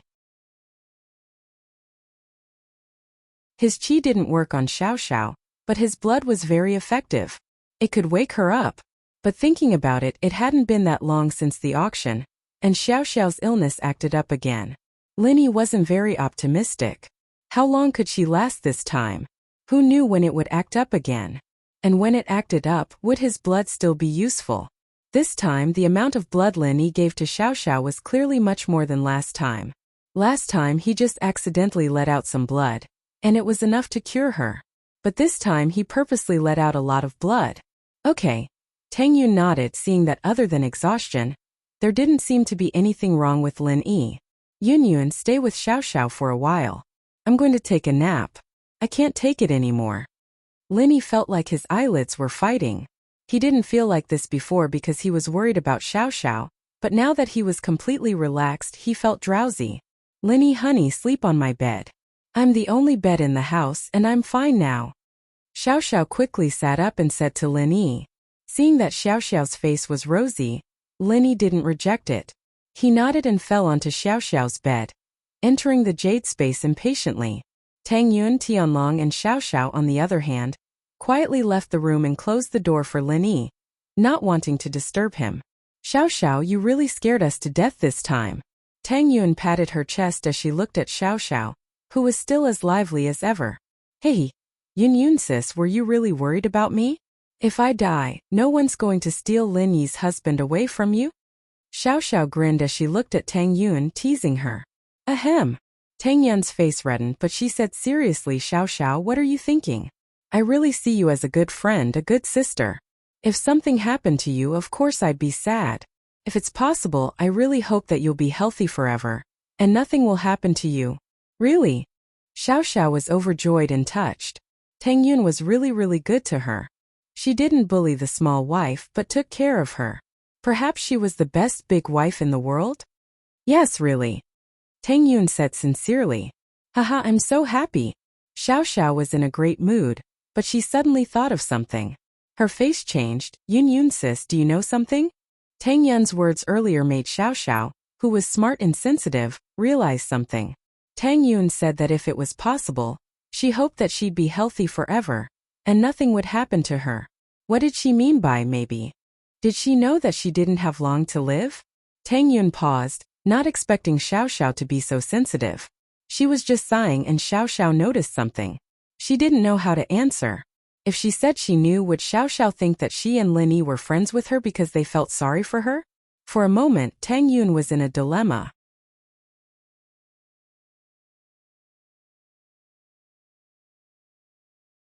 Chapter 12-14. You can't blame me, right? Tianlong had been listening to Tang Yun and Xiao Xiao's conversation, and while he was thankful for Tang Yun, he was happy for his daughter as well. At the end of her life, she met a reasonable wife like Tang Yun.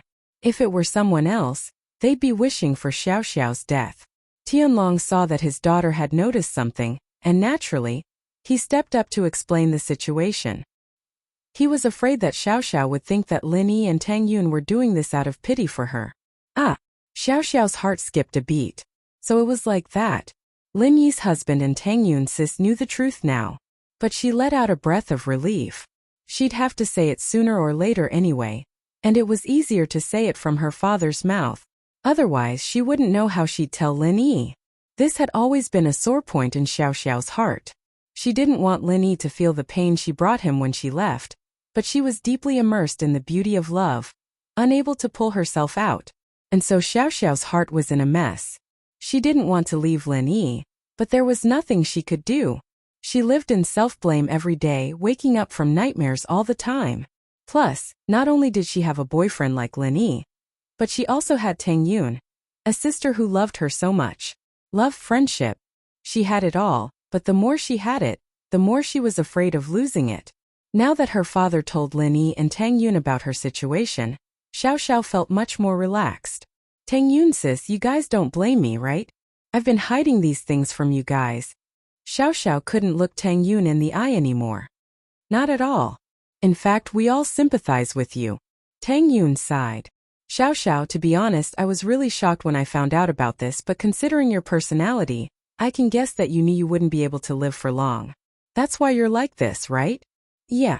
Xiao Xiao nodded, unsurprised. Tang Yun guessed it all after knowing her situation, so it wasn't anything special. But you have to believe in Lin Yi. He will definitely find a way to cure you. Just now, when we were all at our wits' end, he came back to save you. Tang Yun encouraged. I trust him. Xiao Xiao nodded but still didn't dare look at Tang Yun. Come on, let's go make some food for Lin Yi. He'll be hungry when he wakes up. We didn't even have time to eat today. Tang Yun said as she held Xiao Xiao's hand. Sure. Xiao Xiao said happily. She loved cooking for Lin Yi. Seeing how his daughter and Tang Yun were getting along so well, Feng Tianlong felt that it was unbelievable. Could these two women really live in peace without fighting? But the truth was right in front of him, and he had no choice but to believe it. Whether Tang Yun was sincere or not, Feng Tianlong could still tell. Perhaps Tang Yun's decision was out of sympathy for Xiao Xiao. But now, other than sympathy, Tang Yun's eyes were filled with deep love and care. Feng Tianlong knew that it wasn't appropriate for him to stay any longer. He coughed and said to Xiao Xiao, Xiao Xiao, I'll be going first. I still have things to do. Okay, bye. Xiao Xiao wished that her father would go out as well. Otherwise, she wouldn't be able to talk about these private things in front of him. Feng Tianlong looked at Li Yifeng, and Li Yifeng naturally understood what he meant. He brought Dr. Liu and the other doctors out of Xiao Xiao's apartment, and Feng Tianlong followed behind them. After closing the door, only Tang Yun, Xiao Xiao, and the sleeping Lin Yi were left in the house. Yun sis, I really don't want to leave you guys, I really don't. Being able to meet you guys at the end of my life is the biggest blessing of my life. Xiao Xiao said emotionally as she skillfully operated the cooking utensils on the stove. Me too, Xiao Xiao. In fact, when I first agreed to your bet, I was just acting out of spite. I was a little conflicted in my heart, but as I got to know you more and more, I really treated you as a good friend. Tang Yun said with a sigh. That's why I said, if it's possible, let's be together forever. Yeah. Xiao Xiao nodded, touched. I also hope to have a big sis that loves me forever. Haha. Alright, let's not talk about these unhappy things. Let's make dinner. Tang Yun shook her head as she said to Xiao Xiao. Alright. Xiao Xiao started getting busy as well. After entering the jade space, Lin Yi immediately started channeling the art of dragon mastery, greedily absorbing the energy in the jade space for his own use. Not only did he need a lot of energy from the blood loss, but he also needed more energy to recover his strength. Zhao Yazi looked at Lin Yi and couldn't help but shake his head. You sure are infatuated. You lost a lot this time, didn't you? There can be no construction without destruction, Lin Yi said faintly, ignoring Jiao Lao. He didn't have time to waste with Jiao Lao. You bastard, I care about you, and you take my kindness for granted. Zhao Yazi glared and turned away, ignoring Lin Yi. Lin Yi had experienced this many times before, and while he was making use of every second he had to train, he wasn't in a rush. He'd recover sooner or later, so what was the rush? The energy in the jade space was quickly channeled by Lin Yi, and Lin Yi was getting better and better at this. The first time, he couldn't completely gather all the energy around him for his own use, so he could only absorb it slowly. But after a few times of destruction, Lin Yi was getting more and more familiar with it, and he could channel all the energy in the jade space around him and above his head. This way, he could passively absorb the energy and speed up his training. If it weren't in the jade space but the outside world, all the plants and houses within a few hundred miles would be affected by the energy around Lin Yi. If an outsider were here, they'd be shocked, because the energy around Lin Yi was like a tornado surrounding Lin Yi, and Lin Yi was in the center of it all.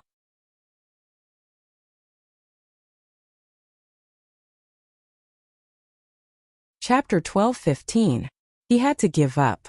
There was enough energy in the space of the jade for him to absorb, but he wasn't satisfied. He felt that the absorption was too slow, so he had to guide the energy around him and let it rush into his body. Lin Yi first repaired the blood that was lost in his body. This process wasn't complicated, and to Lin Yi it was like healing his own body, using the energy to speed up the blood production. After his body recovered, Lin Yi started to recover his strength. At this moment, Lin Yi's body was like an empty water tank, gulping down the energy in the space of the jade. Time always passed in the blink of an eye during cultivation. Lin Yi felt that the energy in his body was accumulating more and more. From no strength at all to the early phase of the golden class, and from the early phase to the peak of the late phase, and then to the early phase of the mystic class. Finally, Lin Yi reached his previous strength, the middle phase of the mystic class, before he dropped a level. There were no accidents during this process because Lin Yi had done this many times, and it was a walk in the park for him. After returning to his previous strength, Lin Yi didn't slack off. He continued to use the art of dragon mastery, preparing to break through to the peak of the middle phase of the mystic class. Many things were like this: the first burst of energy, the second decline, and the third exhaustion. If he couldn't break through in one go, then it would be much harder to break through again. So Lin Yi didn't want to waste this opportunity. So he gritted his teeth and persevered. But how could breaking through be that easy? Even if the timing was right, many people would be stuck at the bottleneck for more than a year and a half. Many people might not be able to break through in their entire lives. Did they not touch the barrier? In reality, they had also touched it and were on the verge of leveling up. However, it was extremely difficult to break through this barrier. Lin Yi didn't want to admit it, but he had to admit that he had failed this time. It was a failure. Without destruction, there can be no construction. For the first time, Lin Yi tasted the taste of failure. There was no construction after destruction. This time, Lin Yi's attempt to break through to the peak of mystic mid-phase was slightly different from the last few times. The last few days were all very difficult, and it was hard to even absorb a little bit of energy into his body. In many cases, he couldn't even absorb a little bit of energy. It was like a bag that was filled to the brim with things. Even a little bit more could not be stuffed in. This was also the reason why Lin Yi could not break through the barrier even after trying so many times. But this time he was able to absorb a little energy into his body, but he still failed. Phew. As expected, it still won't work. Lin Yi sighed and opened his eyes. After a while, Lin Yi decided to attack the barrier of mid-phase peak again. Lin Yi was not willing to accept this failure. He wanted to break through in one go. The energy in the jade space was once again moved by Lin Yi, and it surrounded Lin Yi at an unbelievable speed. Lin Yi had already grasped the method of absorbing energy, and he could use the first stage of the art of dragon mastery with ease. It could be said that breaking through to the second stage was something that was within his reach. Now that everything was ready, all he needed to do was wait for the stone door to open again, and he would be able to obtain the second stage of the art of dragon mastery. The first stage already had so many benefits. It was so much stronger than the average mantra, and it benefited Lin Yi immensely. Then what kind of surprise would the second stage bring? Lin Yi was looking forward to it. At the same time, Lin Yi was regretting that he didn't discover the jade space earlier. If he had discovered the jade space earlier, he would have completed the first stage of the art of dragon mastery, and he wouldn't have to wait for so many years. He would have been able to open the stone door 5 years ago. But Lin Yi was just thinking about it. Sometimes one couldn't be too greedy. It was already good enough that he could achieve what he had today. Once, twice, thrice. Although the energy was gathering around Lin Yi still couldn't break through the barrier.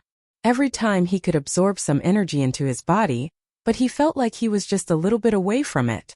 If he could have just a little bit more energy, even a little bit more, he would have broken through.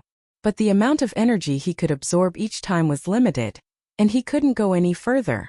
And after the energy was absorbed into his body, it would instantly be consumed by his metabolism, and he couldn't accumulate it again. It was like a person trying to push a door. If he didn't have enough strength, no matter how many times he pushed, the door wouldn't open. He knew that if he just used a little more strength, the door would open, but he couldn't. And the strength he used to push the door couldn't be accumulated either. After pushing, it would be used up. And that was what Lin Yi was like right now. His body was full of energy, and if he absorbed a little more, he would be able to break through the barrier. But if he absorbed it bit by bit, it wouldn't help at all. This situation made Lin Yi very frustrated and conflicted. He opened his eyes and looked at Zhao Yazi, who was smiling not too far away. Linny said in distress. Xiao Lao, why am I just a little bit away from breaking through? It's simple. You just broke through the middle phase of the mystic division not long ago, and it's already hard for you to take another step forward. The time is too short, and your strength hasn't stabilized yet. Zhao Yazi didn't seem to mind at all. It would be strange if you could break through at this time, but Linny still didn't want to give up. The breakthrough was right in front of him, but he was still one step away. This feeling made him feel terrible. It was like having a plate of delicious food in front of him, but he couldn't eat it. Linny tried a few more times, but it all ended in failure. He wanted to give up, but he didn't want to give up. This method of leveling up was tried and tested, but this time there was an accident. It seemed like the peak of the middle phase of the mystic division wasn't that easy to reach. Linny returned to reality with disappointment. When he opened his eyes, the room was already dark. It should be evening now. Sitting up on the bed, Linny walked out of the bedroom and opened the door. What greeted his eyes was a bright light. But Linny's adaptability was much stronger than normal people. Under the strong light, he didn't feel uncomfortable at all. He could clearly see the scene in the living room. Xiao Xiao and Tang Yun were sitting on the sofa watching TV. The two of them were snuggling together, wearing cartoon pajamas. They looked like a pair of sisters.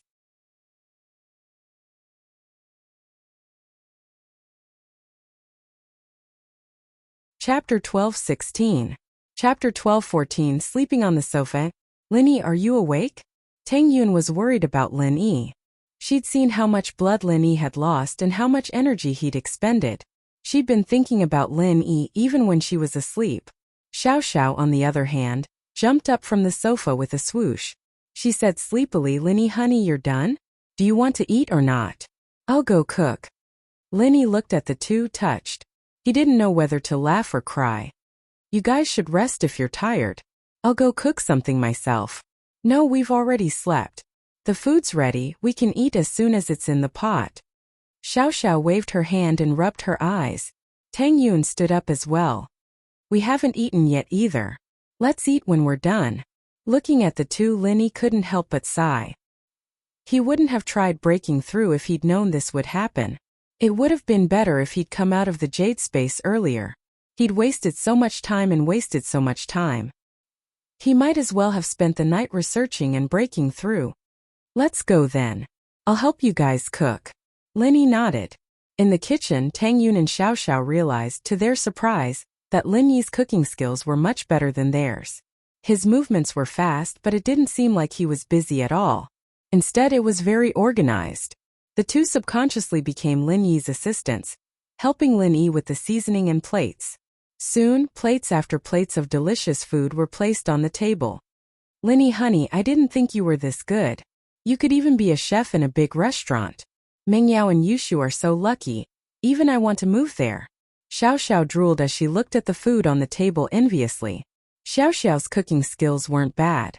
After all, she'd been living alone since she was young. She was used to cooking. It was just one person, so it was fine if he could handle it. He only made some common dishes.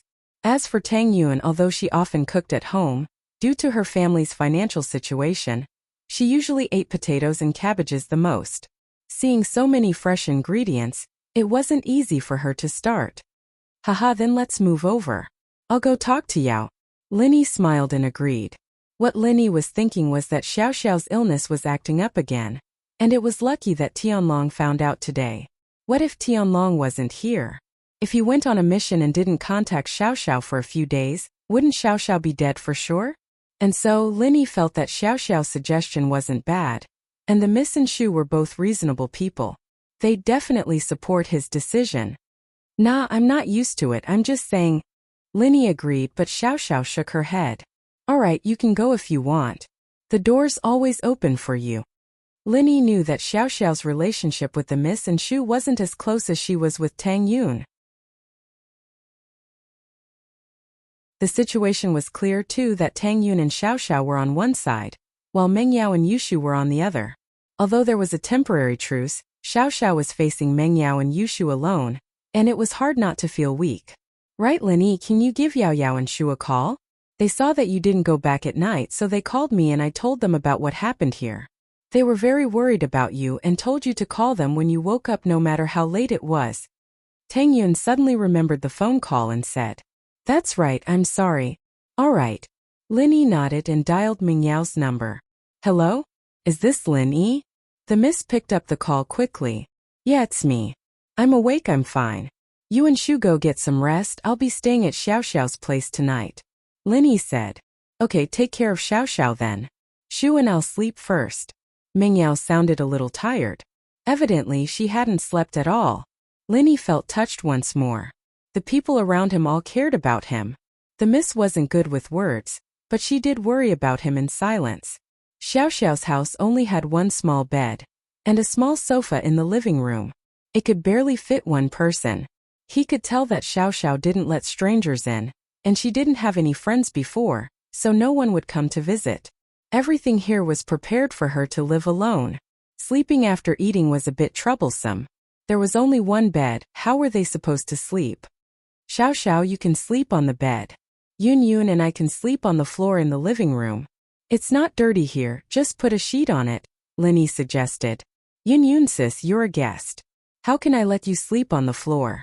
You can sleep on the bed, and I'll sleep on the floor," Xiao Xiao said after some thought.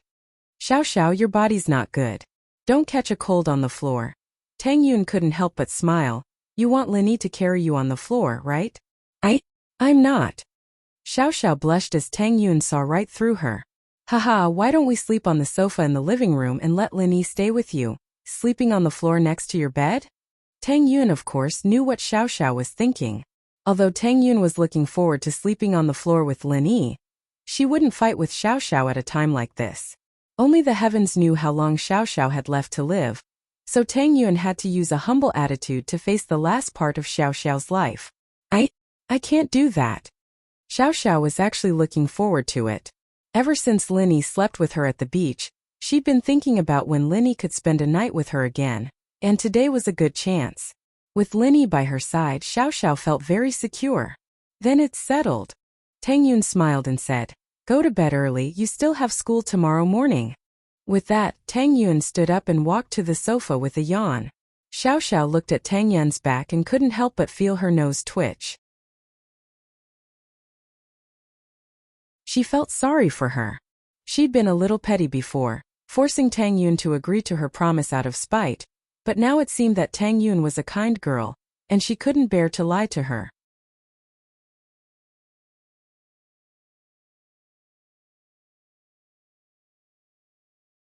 Chapter 12:17. Do you want to believe me? Xiao Xiao nodded and walked into the bedroom with Lin Yi. She actually wanted to sleep on the same bed as Lin Yi, but her bed was too small for two people. If the two of them slept together, they'd have to hug each other. That position was too ambiguous. Xiao Xiao liked Lin Yi, but the thought of sleeping with Lin Yi like that still made her blush. "Go to sleep, I'll watch over you." Lin Yi, on the other hand, didn't think too much about it. He didn't want to squeeze into the same bed with Xiao Xiao, and Lin Yi could sleep sitting down. Lin Yi wanted to try breaking through after entering the jade space. "Oh." Xiao Xiao let out a breath of relief when she saw that Lin Yi wasn't planning on squeezing into the same bed as her, but she was also a little disappointed. "Go to sleep." Lin Yi moved Xiao Xiao's chair to the bed, turned off the light and sat on it. Xiao Xiao laid on the bed, but didn't close her eyes. In the dark, her eyes rolled around, sizing up Lin Yi. She thought Lin Yi couldn't see, but Lin Yi's vision was better than anyone else's in the dark. "Why aren't you sleeping?" Lin Yi looked at Xiao Xiao's eyes, amused. How did you know I wasn't asleep?" Xiao Xiao paused. "I can see you." Lin Yi shrugged helplessly. You're so strong, Lin Yi honey," Xiao Xiao said. "Do you have the legendary fiery eyes of truth?" Lin Yi was speechless. "I'm a cultivator. Naturally, I can see things clearly in the dark. This has nothing to do with the fiery eyes of truth." "If that's the case, then tell me, if I also cultivate, would I not die?" This was the first time Xiao Xiao had talked about death with Lin Yi, and since Lin Yi already knew about it, she didn't need to hide it anymore. "This is possible." Lin Yi smiled bitterly and said, "But there's not enough time. There's still a glimmer of hope if I start cultivating from a young age." But now, Tang Yun had already told Lin Yi that Xiao Xiao knew that they knew the truth when Xiao Xiao went to the kitchen, so Linny wasn't surprised. I understand. Xiao Xiao was a little disappointed.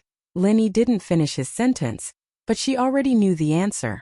She didn't have time to train now, so she didn't need to think about all this. Xiao Xiao, do you believe me? Linny took a deep breath and asked.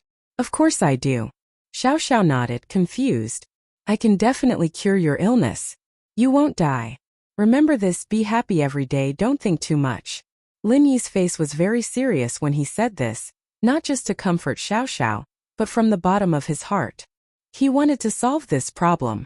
Yeah, of course I believe you, I look forward to that day. Haha.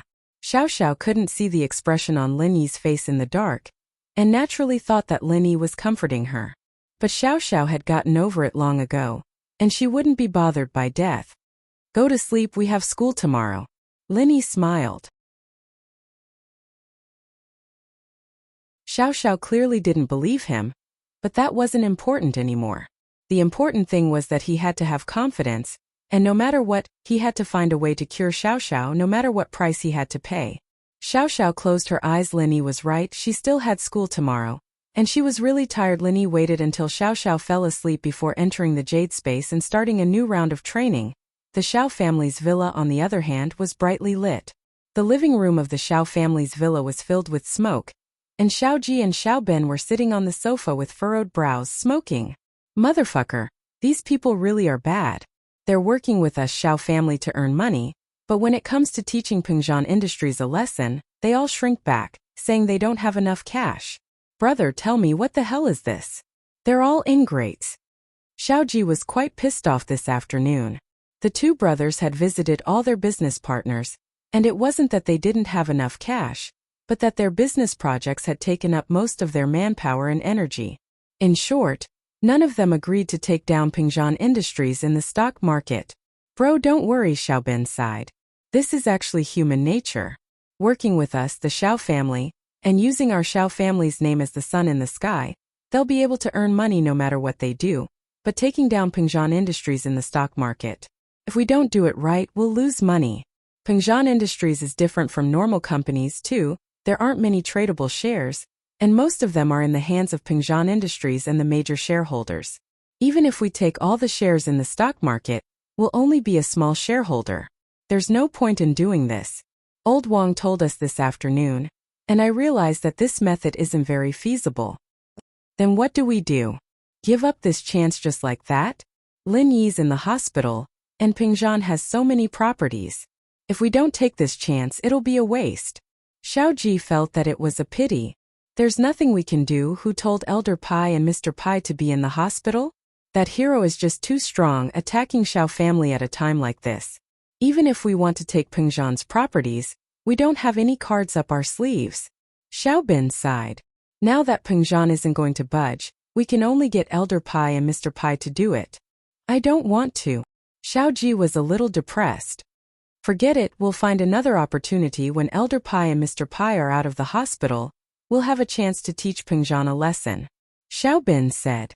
The meeting of the noble houses is about to start, and we should be active. This year our Xiao family should be able to get a good spot, second only to House Yu. Yes, you're right. I'll go to Yinjing tomorrow and pay Shuixing a visit. Xiao Ji nodded. Xiao family's revenge could only come to a temporary standstill, and they could only wait for the right time to deal a fatal blow to House Chu. At the same time, in Yuan's house, Yuren looked at his wife who was tidying up the house. He felt like he was dreaming. Recovered just like that? His wife's leg was bitten off by a lion, and it was so serious, but she recovered just like that? Yuren was stunned by the scene in the hospital, and he didn't come back to reality until he got home. Only now did he know that everything was real.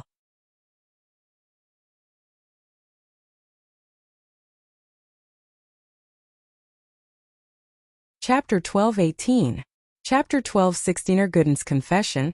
It's nothing. Are you really cured? Your leg doesn't hurt at all? Yuren still didn't believe it. What are you talking about? How can I clean the house if my leg hurts? Mrs. Yu said, annoyed. Did Erguden's boss really cure it? Isn't this too amazing? Yuren felt that this was unbelievable. Weren't you there too? Why are you asking such a stupid question? Mrs. Yu didn't know whether to laugh or cry. It really was cured. It's too amazing. Yuren sighed. Gooden's boss is really amazing. When he has time, I'll definitely invite him to our house and thank him properly. Are you planning something bad again? Mrs. Yu glared at Yuren and asked. Of course not. I was just thinking that since Gooden's boss is so amazing, I should ask him to help Gooden and Yuanyuan. Yuren explained. That's good. I thought you liked him and wanted to marry Yuanyuan to him. Mrs. Yu breathed out in relief. I like him, but he doesn't like our Yuanyuan. Didn't he say he already has a girlfriend? Yuren shook his head. I've thought it through after the underground arena incident. People need to learn to be satisfied, to be content. Everything in front of us is enough. Don't dream about those unrealistic things. Yuanyuan being able to find a man like Gooden is her fortune. As for someone like Lin Yi, Yuanyuan might not fall for him. You're finally realistic. If you were like this earlier, you wouldn't have been tricked by others. Mrs. Yu shook her head and said helplessly. If I wasn't tricked, I wouldn't have met Gooden. And our family wouldn't have such a good life now. Yuren said proudly. At the same time in Yuanyuan's room, Gooden's expression was serious. This time he wanted to talk to Yuanyuan about the future. Gooden might look like a fool, but he wasn't an idiot. He had his own plans. Zhou Jiaming, what do you want to say to me? Yuanyuan was a bit shy, lowering her head, not daring to look at Gooden. Her hand clutched the corner of her shirt, a bit nervous. A man and a woman alone in a room. She was afraid that Gooden would do something to her. I have something very important to tell you. Gooden sighed before saying seriously. What? What is it? Yuanyuan's heart tightened. Was Gooden confessing to her? The two of them being together was a little interesting, but they never made it clear. Today would Gooden... I'll be going back home soon. Gooden said. Yuanyuan paused, not expecting Gooden's first words to be leaving. She didn't know what to do. Naturally, she didn't want Gooden to leave after all this time. She had developed feelings for him. How could she let him leave? Yuanyuan, I have a reason why I have to go back, so I want to ask you, will you go back with me in the future? Gooden looked at Yuanyuan and asked word by word. Yuanyuan was dumbfounded. This Gooden was too direct, wasn't he? Who asked a girl like that? You didn't even confess, and you're asking me to go back with you? Wasn't this a bit too fast? Man. I know too, you're a girl born in a big city. Why would you want to go to a small village with me? Gooden looked at Yuanyuan's expression and laughed at himself. Forget it. Pretend I didn't say anything. With that, he turned around and was about to leave Yuanyuan's room. Gooden wasn't an idiot, but he was an honest man. He thought that Yuanyuan was rejecting him when she didn't say anything.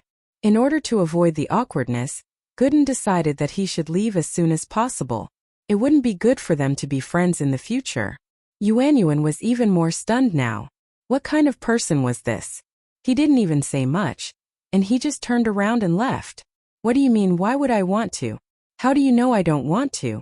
You're even answering for me? Zhou Jiaming, you bastard. Yuanyuan panicked. Stop right there. This time it was Gooden's turn to be dumbfounded. He didn't think that the usually gentle Yuanyuan would get angry, cursing at him. Gooden turned around and looked at Yuanyuan carefully. Not sure what was wrong with her. How do you know I don't want to? You think you have superpowers? You can see what I'm thinking? Yuanyuan glared at Gooden. Then you're willing? Gooden blinked and then became happy. He finally understood why Yuanyuan was angry. You didn't even confess to me, why should I go back with you? Yuanyuan snorted and did not answer. Heh. Gooden of course understood what Yuanyuan was thinking. It seemed like Yuanyuan agreed to go with him, and he misunderstood. Gooden scratched his head. Yuanyuan, I actually like you and I want you to be my wife. What the hell are you talking about? Do you even know how to confess? Yuanyuan rolled her eyes. It was such a romantic moment, and this guy was acting like this. Well, it's like that, it's fine as long as you know. I'm not that good with words, you know. Gooden explained helplessly. Forget it. I don't understand romance. Yuanyuan couldn't do anything about this. Thinking that Gooden had always been like this, she didn't mind. Instead, she felt a bit of sweetness in her heart. Nothing could compare to what Gooden said just now. He wanted her to be his wife. Nowadays, there were quite a number of young couples who made vows of undying love, but when it came to marriage, their vows of undying love became bullshit. Some guys just wanted to have fun, and some girls didn't like guys because they didn't have a car or a house. Gooden wasn't romantic at all, but it was practical. Then, are you coming back with me or not? Gooden was panicking. Yuan still hadn't given him a definite answer. But what about my parents? Yuan was worried about her parents.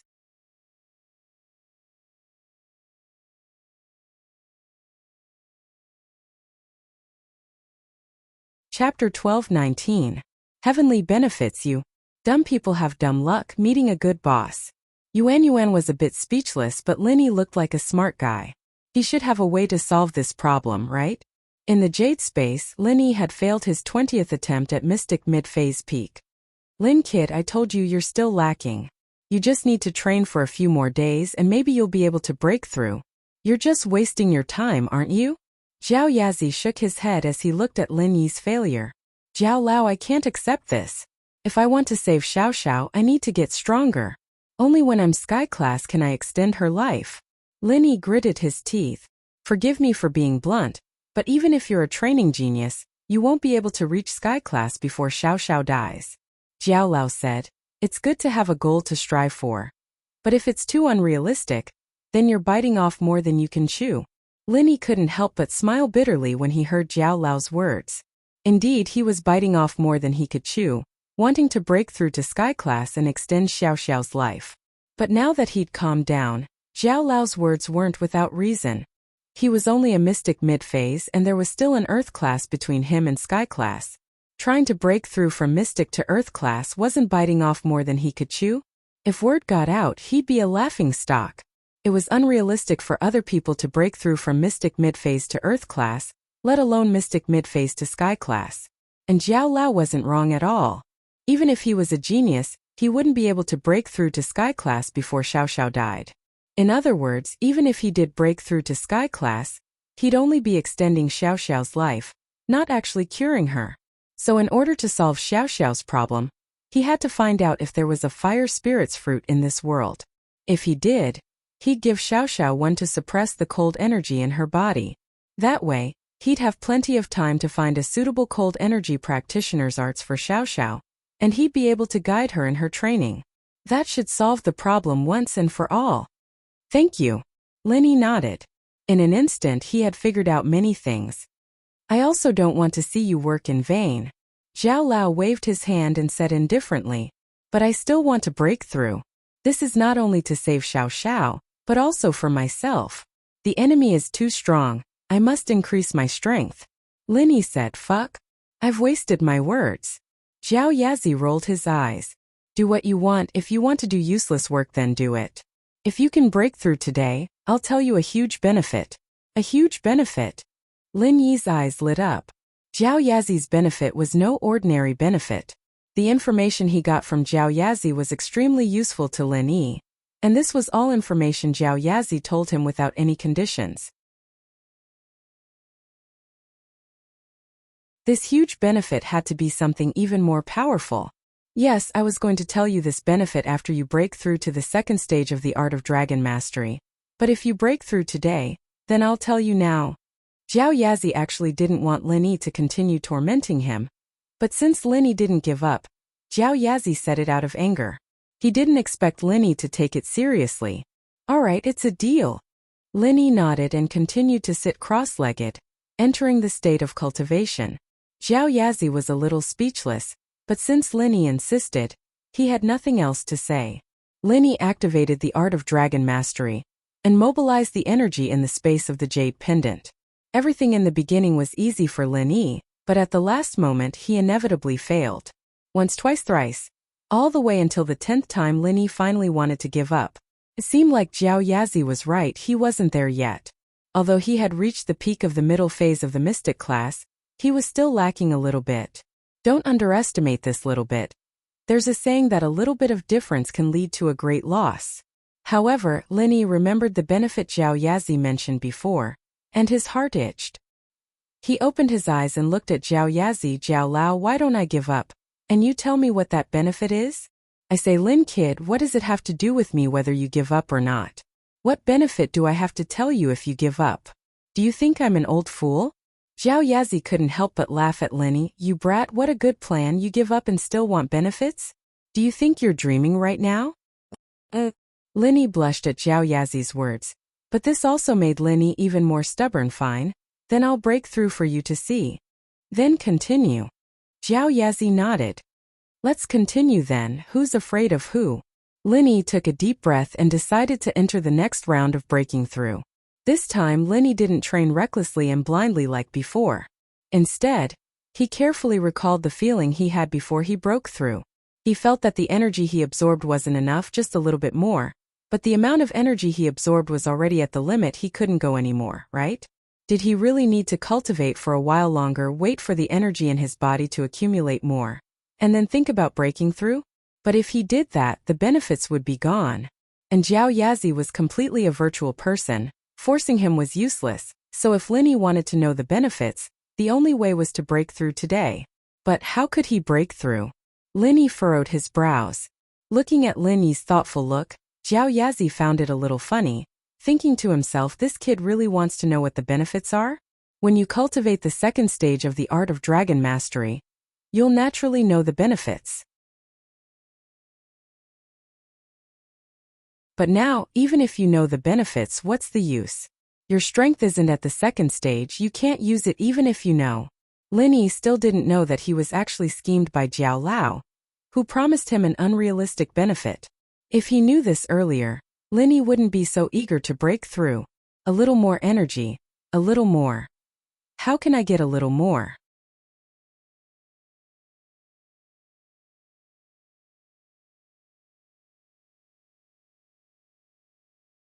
Chapter 12:20. Finally breaking through. Is it really possible? No matter what, I'll know once I try. Linny thought of an extremely crazy way to experiment. This method was a little risky, but if it succeeded, then Linny would have found a way to level up that was different from other traditional methods. The benefits that this would bring would be immeasurable. In other words, if this method succeeded, then even if Linny couldn't reach the full circle of each level in the future, he could use this method to forcefully break through.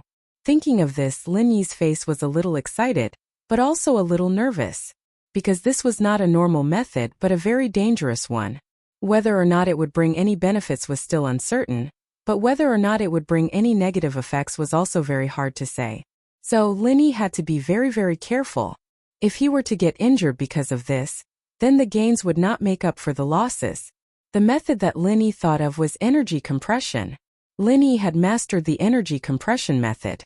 Not only could he compress the energy inside his body, but he could also compress the energy outside his body. Right now, Linny's situation was that under the same circumstances, the total amount of energy that he could absorb was fixed, but after compressing the energy, he could absorb more energy. This was like a file in a computer. A hard disk could only store a certain amount of data, but if it was a compressed file, then it could store more data. So, this was also a possibility that Linny thought of. Since he only needed a little bit more energy to break through, then he could directly absorb some of the compressed energy and let it be released in his body. That way, wouldn't it be the same as absorbing more energy? But this idea was a little crazy and dangerous. This was one of his trump cards, the energy bomb.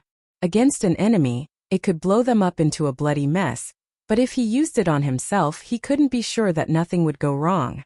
But what Linny thought was that since the energy was the same as the energy in his body, it was the same attribute, then even if the energy was suddenly released, it could be absorbed by him, unlike others who would be directly blown up.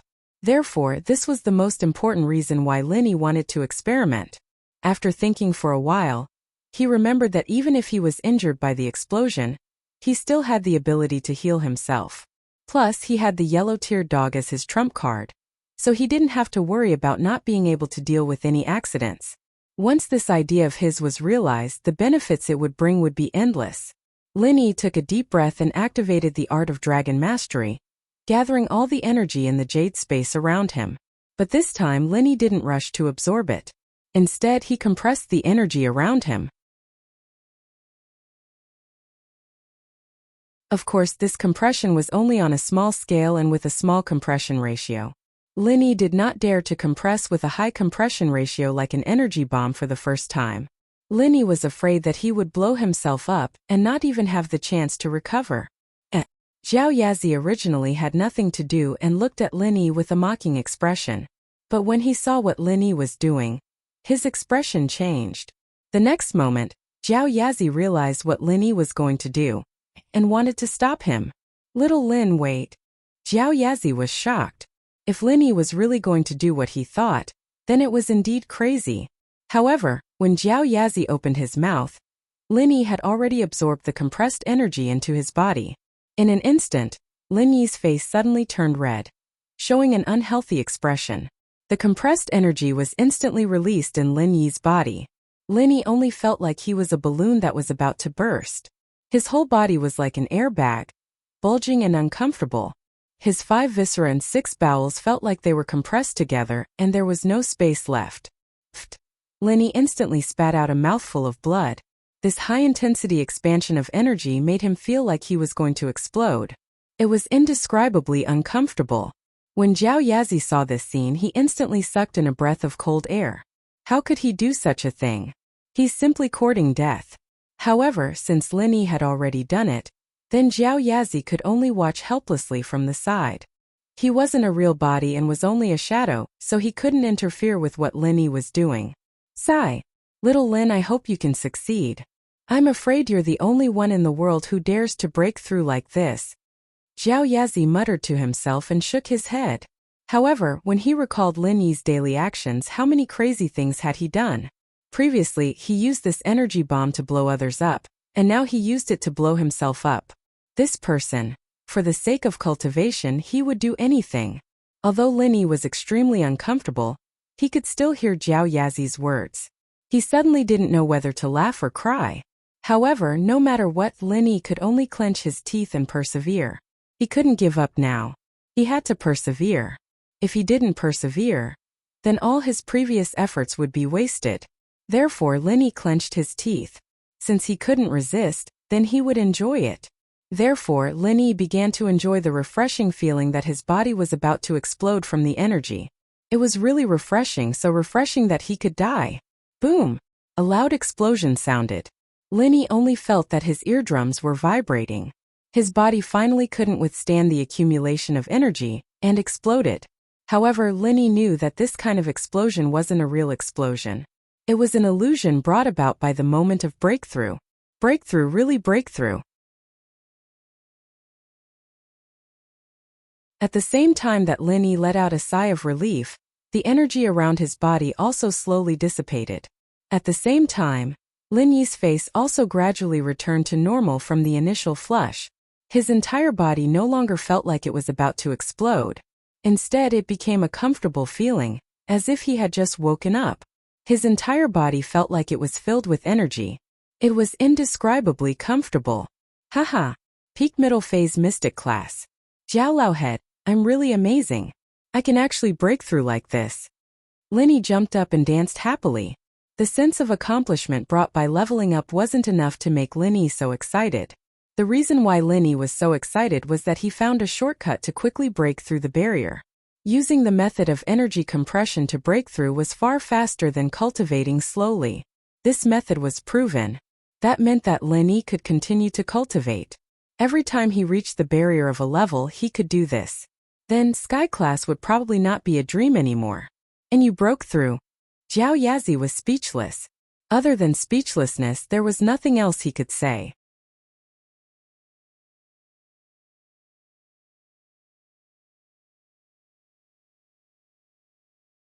Chapter 12:21. Storage Jade Pendant. Zhao Yazi nodded. Jiao Lao, what are the benefits you mentioned before? Can you tell me now? Lin Yi looked at Zhao Yazi with a smile. Zhao Yazi didn't expect Lin Yi to have such a good memory. After breaking through, the first thing he thought of was to ask for benefits. Zhao Yazi didn't expect Lin Yi to break through. Now that Lin Yi had broken through, he was in a difficult position. This benefit could only be activated after cultivating the second stage of the Art of Dragon Mastery. However, Lin Yi was only cultivating the first stage of the Art of Dragon Mastery, so he couldn't activate it yet. Therefore, even if Jiao Yazi told Linny about the benefits, he could only drool. He could see it but not touch it. What? Jiao Lao, you won't go back on your words, right? Linny looked at the silent Jiao Yazi and was a little anxious. The benefits that Jiao Yazi mentioned must be unique. Linny naturally didn't want to let it go. I won't go back on my words, but this benefit doesn't have any practical use for you now. Jiao Yazi thought for a while and said, do you really want to know? Yes. Linny nodded with certainty. No practical use? Linny didn't believe it. Since Jiao Yazi described it as a great benefit, it must mean that this benefit was huge. It couldn't be an ordinary benefit. Alright, since you want to know, I'll tell you. Jiao Yazi nodded and said, the space you are in now is actually a fourth-dimensional space. Not only can you cultivate in it, but you can also use it as a storage space. Storage space? Linny was stunned. That's right, a storage space. It's similar to the storage ring, backpack, and storage bag you play online games with. You can put items from the outside world into this storage space. It won't increase the weight, and you can take it out whenever you need it. Jiao Yazi explained. Oh, Linny listened to Jiao Yazi and was surprised and happy. So this jade pendant can also be used as a storage pendant? I can put all my belongings in it? Theoretically, yes. Jiao Yazi nodded. It's really a great benefit. Linny had heard of magical treasures such as storage rings, storage bags, and space rings.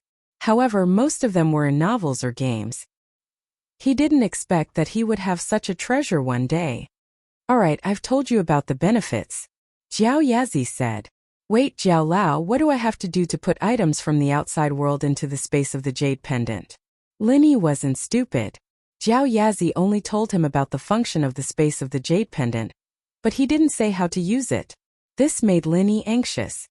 I don't know about that. Jiao Yazi shook his head as if it had nothing to do with him. Ah, Linny was stunned. You don't know? Yes, I only told you about a benefit, but I didn't say how to use it. Jiao Yazi smiled cunningly. Oh. Linny glared at Jiao Yazi, not knowing what to say.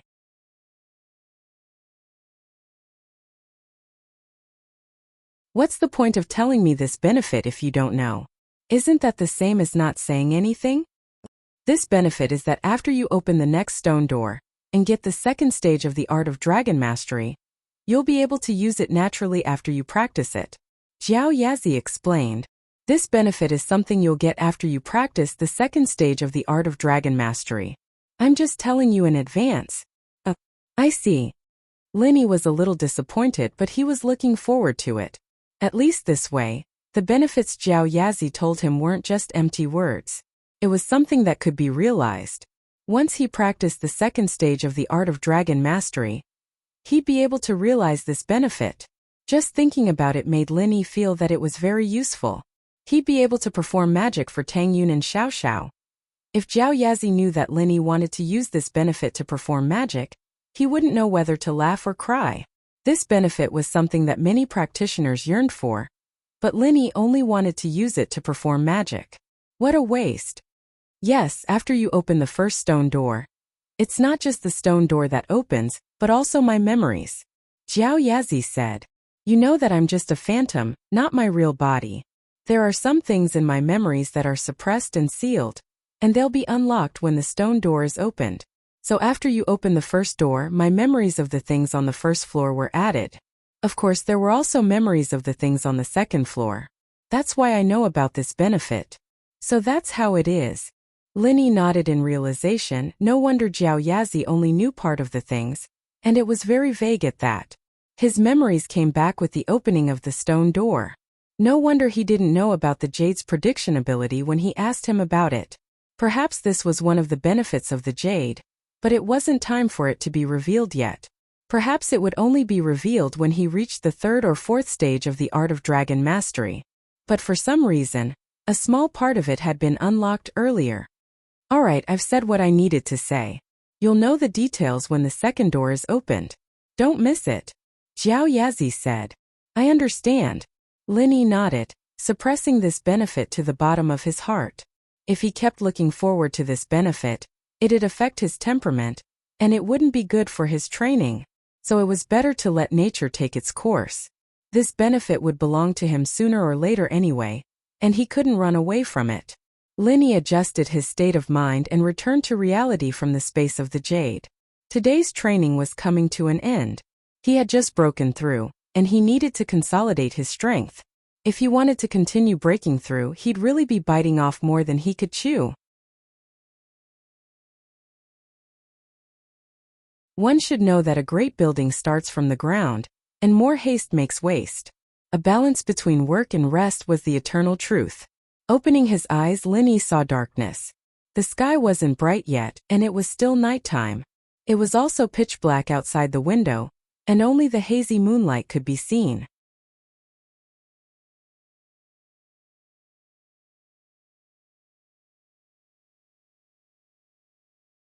Chapter 12:22.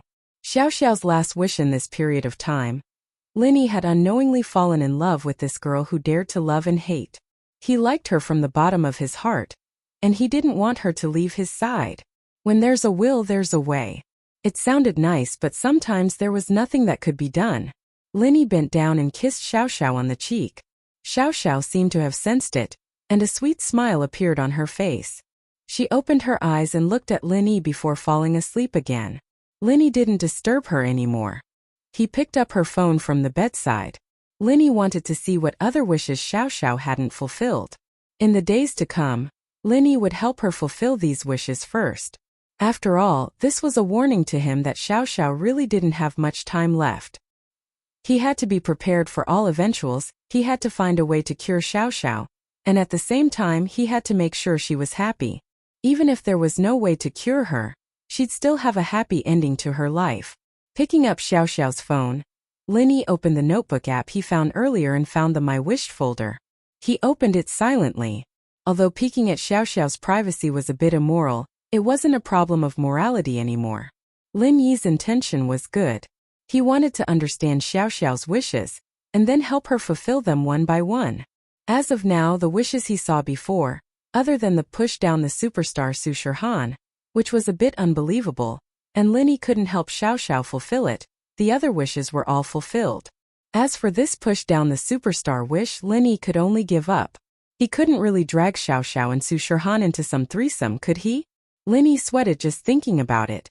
Opening My Wish, Linny found the place he saw last time and continued looking. After the push down the superstar wish, there was another wish that was related to this wish. When is Su Shihan going to hold a concert in Songshan? I really want to see it. It would be best if I went with my best friend and boyfriend. It's best to take a picture with Su Shihan. Below this wish there were 2 comments. The first comment was from a long time ago, more than a year ago. The comment read, "Went to Yinjing for a checkup. Coincidentally, Su Shihan was having a concert there. But because she was hospitalized, I didn't get to see her. Oh, I'm so pissed." The second comment was written a few days ago. "I have my bestie, I have my boyfriend. I'm just missing Su Shihan." Linny was speechless as he looked at the comments on the second day. But he was thinking, couldn't this Su Shihan hold a concert in Songshan? If it didn't work out, he could ask Fatty Lai to sponsor the event. There was a possibility that this wish could be realized. After memorizing this wish, Linny went to look at Xiao Xiao's next wish. "I hope that when I leave Linny, Tang Yun, Meng Yao, Yushu, and my dad won't be by my side. Let me leave quietly, I don't want them to be sad for me." Looking at the date of this wish, Linny's face froze.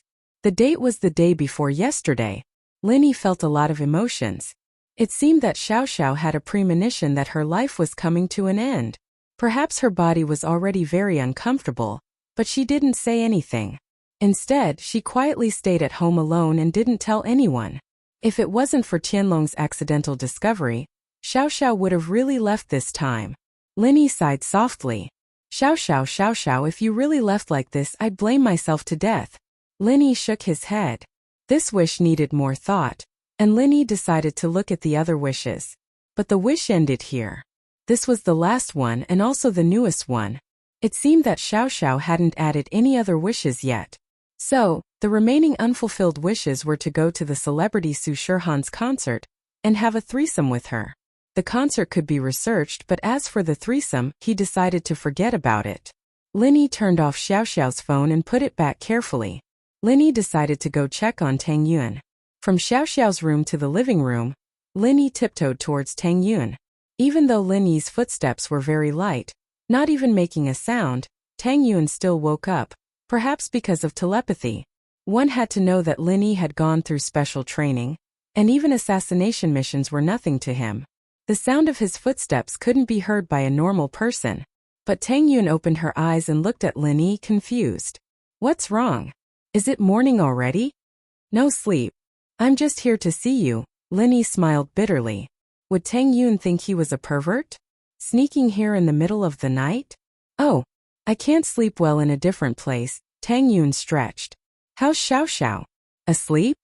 Yeah, she's asleep. Linny nodded. You sleep too. I'll go back now? Don't go, stay with me for a while? Tang Yun hesitated before calling out to Lin Yi. Tang Yun didn't want to fight with Xiao Xiao, but Xiao Xiao was obviously asleep, so it was fine for Lin Yi to stay with her for a while. Ha, okay. Lin Yi nodded with a smile. As long as Tang Yun didn't think he was a pervert, it was fine. Lin Yi walked over and sat beside Tang Yun on the sofa, holding her hand. Tang Yun smiled and closed her eyes. Her heart was at ease, and not long after, she fell into a deep sleep. Lin Yi had just leveled up, and he was full of energy. He wasn't sleepy at all. Holding Tang Yun's hand, Lin Yi closed his eyes and enjoyed this moment of warmth. Lin Yi wasn't a conservative person, but he wasn't a playboy either. Suddenly having two girlfriends caught Lin Yi off guard. But now that they were together, it was a different kind of warmth. Especially when the two girlfriends didn't fight for each other and got along well with each other. This made Lin Yi feel very happy. In the blink of an eye, it was morning.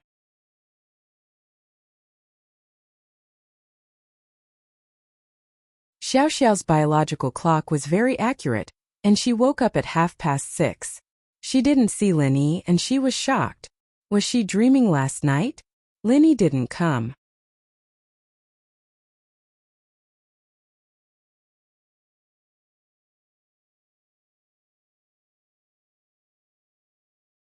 Chapter 12:23.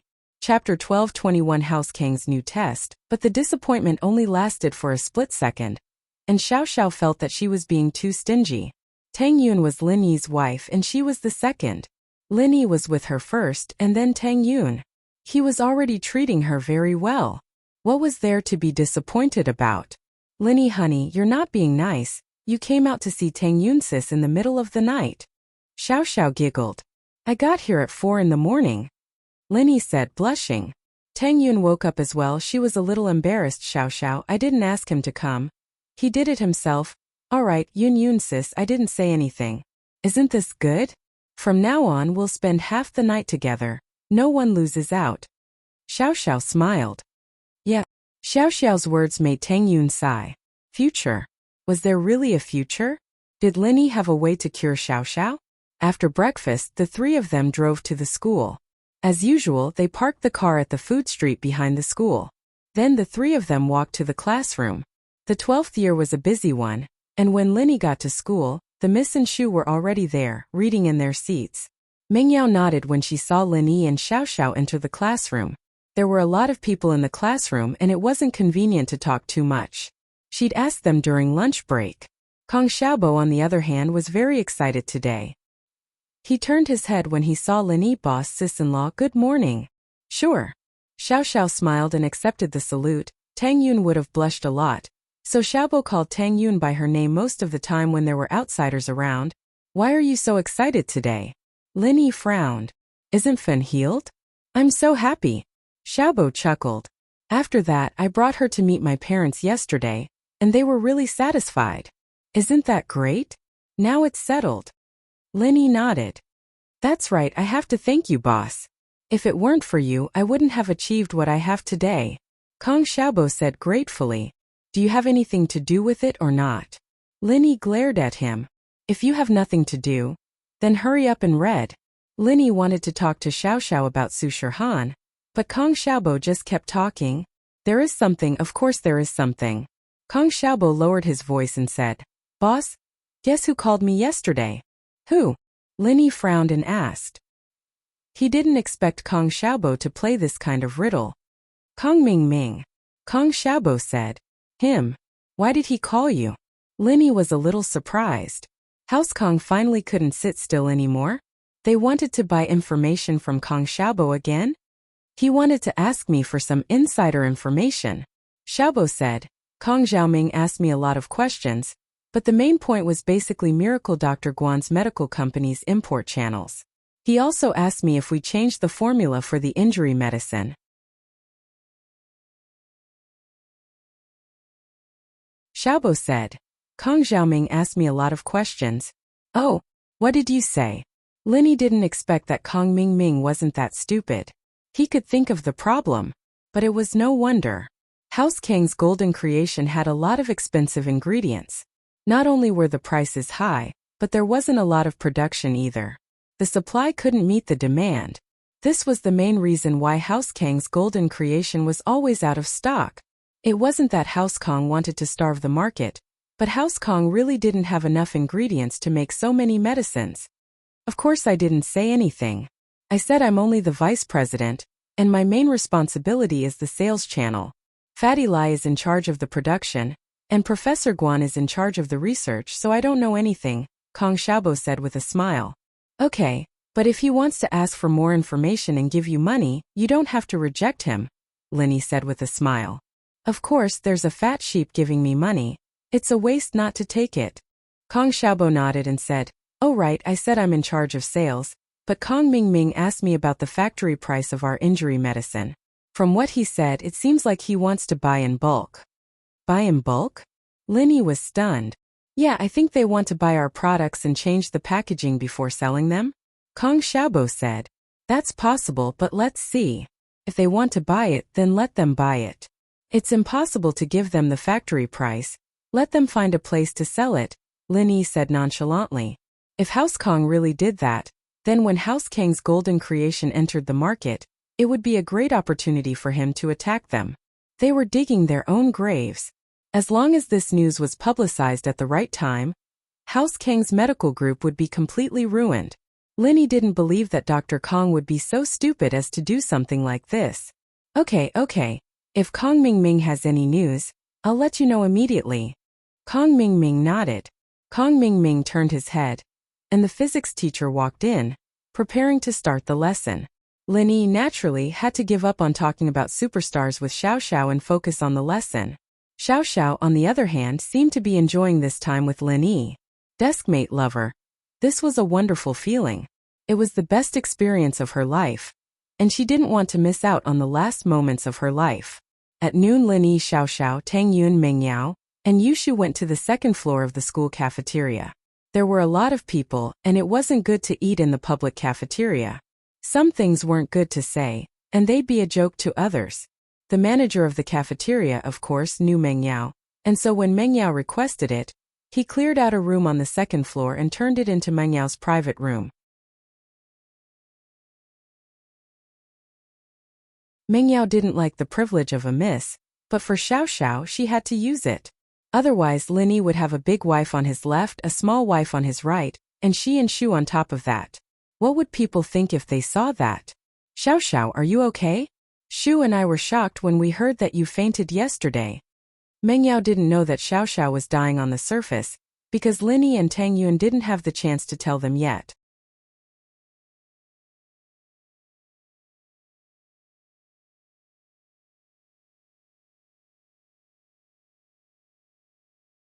Chapter 12:24. Chapter 12:22. Yushu's framing. Linny and Tang Yun looked at each other. Since Xiao Xiao said that, it meant that she didn't want Meng Yao and Yushu to know about it for now. The two didn't bring it up again. Meng Yao and Yushu, on the other hand, knew about it, so they played along. I see, that's good. Meng Yao nodded. Then let's eat more food today? Let's not talk about that. Let's talk about something else? Xiao Xiao didn't want to bring the topic back to her illness. During class, Linny had already secretly texted Tang Yun, Meng Yao, and Yushu about Xiao Xiao's wish, so Meng Yao naturally brought the topic to Su Shirhan. I heard that Su Shirhan released a new single? Meng Yao pretended to be nonchalant. Oh, I think so. The entertainment channel introduced it yesterday, Yushu said after some thought. Really? I didn't hear about it.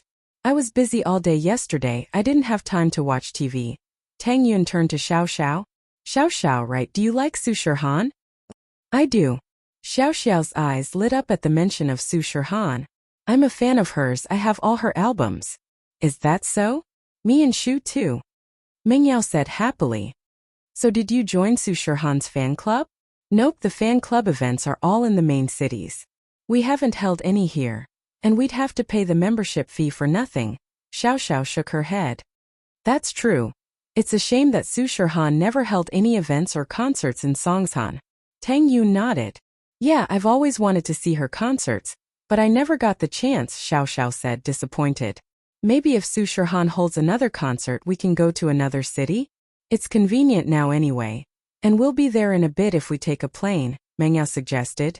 Yeah, let's treat it as a vacation. Let Shield Bro accompany us. Yushu added. That? Xiao Xiao was a little moved. To be honest, she really did want to go, but she was a little worried. I'm fine, I don't expect to study well, but you guys do, right? The college entrance examination is not far away. If you go out at this time, you will fall behind in your homework. Xiao Xiao's worry wasn't unreasonable. She didn't know how long she had left, so she didn't care if she could get into college or not. But Tang Yun, Meng Yao, and Yushu were different.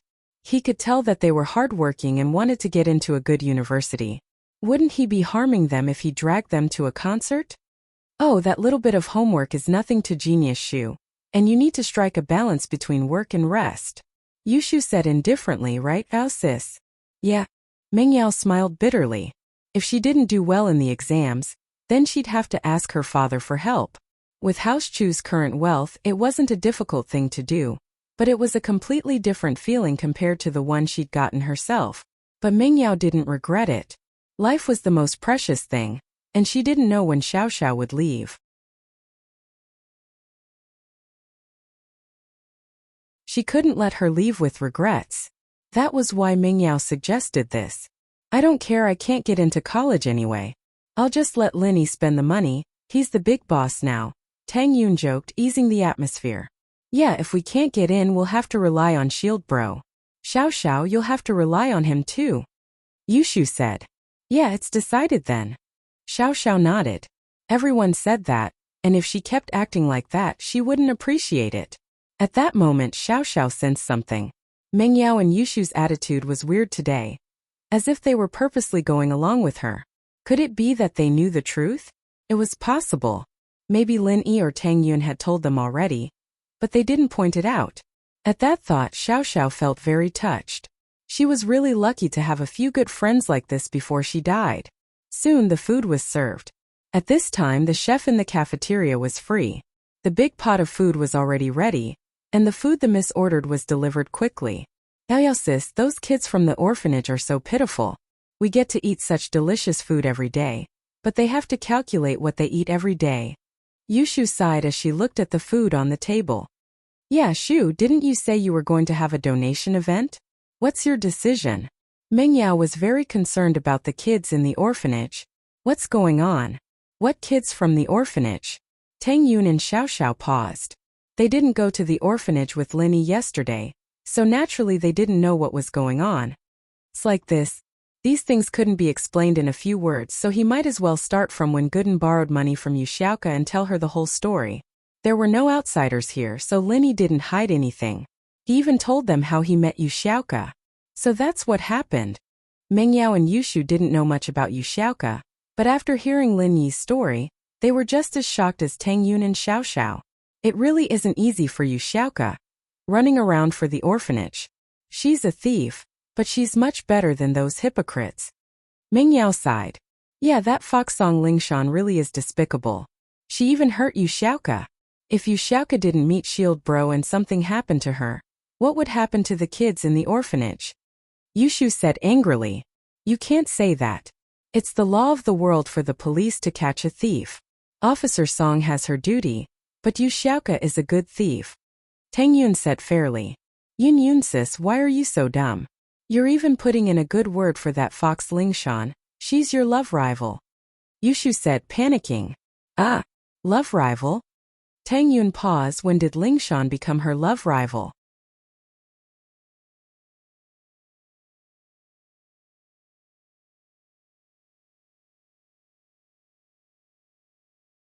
Chapter 12:25.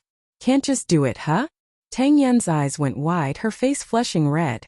This Yushu was way too fierce, daring to say anything she wanted.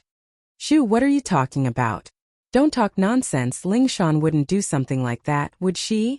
Mingyao had been misunderstood by Yushu once before. Back in the cave when she was sucking Lin Yi's blood. And Yushu said that it was something like that. Thinking about it, Lingshan might have been a misunderstanding as well. Plus, with her understanding of Lin Yi's personality, even if Lingshan wanted to do it, Lin Yi might not agree to it. The two weren't familiar with each other, and Lin Yi wasn't lustful at all. How could he take the bait so easily? If it was Tang Yun helping Lin Yi like that, Mingyao would believe it, but if it was Lingshan, she wouldn't believe it at all. There's no one else here, what's there to be afraid of? Yushu said nonchalantly. Are you serious? That Lingshan is that cruel? Xiao Xiao asked. Of course it's fake. Lin Yi patted Xiao Xiao's head helplessly. How can we believe Shu's words? Why can't we? I'm the famous prophecy Shu. Everything I say basically comes true. Yushu said confidently. Shu, you can't just make random prophecies. Mingyao glared at Yushu. Nothing was going on between Lin Yi and Lingshan yet. But if Yushu made a prophecy, things would really get out of hand. Yushu stuck out her tongue, realizing that her words weren't appropriate. Wasn't she pushing Lin Yi to Lingshan's side? Alright, let's talk about the orphanage's donation. Lin Yi pulled the topic back. Yushu was getting further and further away from the topic, and Lin Yi naturally couldn't let her continue. If it were in the past, it wouldn't be a big deal. But now, there really was something between Lin Yi and Lingshan. Lin Yi couldn't help but blush as he listened to Yushu's words. It was better to stop her from talking. Lin Yi is right. Let's study the fundraising event first. Mingyao nodded. I didn't talk to Dad yesterday because of Xiao Xiao. I'll call him now and tell him about it. Well, it's better to tell Uncle Chu first. Lin Yi nodded and said, let Uncle Chu arrange it in the school. Talk to Principal Ding and have them organize it together. It will be more powerful than if we do it ourselves. Mingyao took out her phone and dialed Pengzhan's number. Yao Yao? Why are you calling me at this hour? Pengzhan was looking at some documents in his office. He was surprised to see his daughter calling him at this hour. Mingyao had always been an independent girl. She wouldn't call Pengzhan if there wasn't anything important. She had been in Songshan's first school for the past few years, and it was obvious that she needed his help. She was very different from the other misses. Daddy, there's something I need to trouble you with, Mingyao said. Oh, my precious daughter is in some trouble? What do you need help with?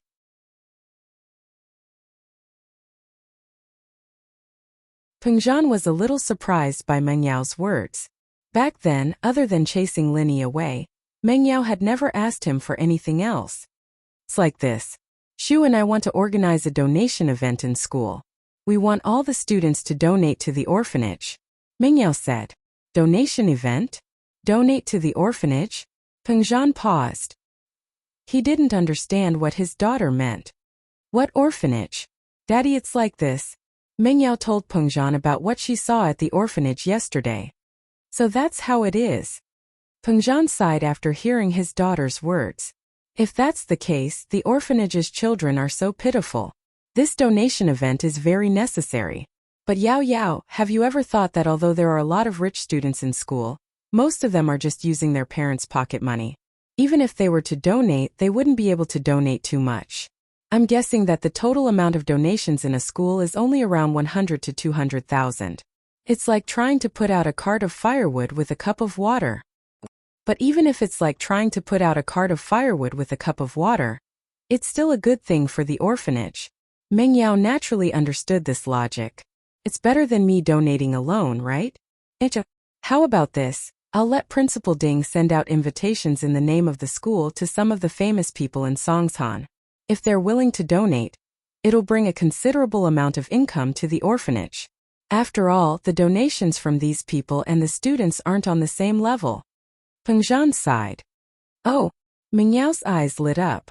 As a businessman, her father's vision was broad. Mingyao was pleasantly surprised. That's great. There'll be more people donating now.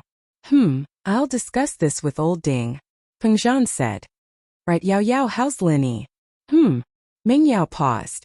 She looked at Lin Yi. He's fine. What's wrong? That's good.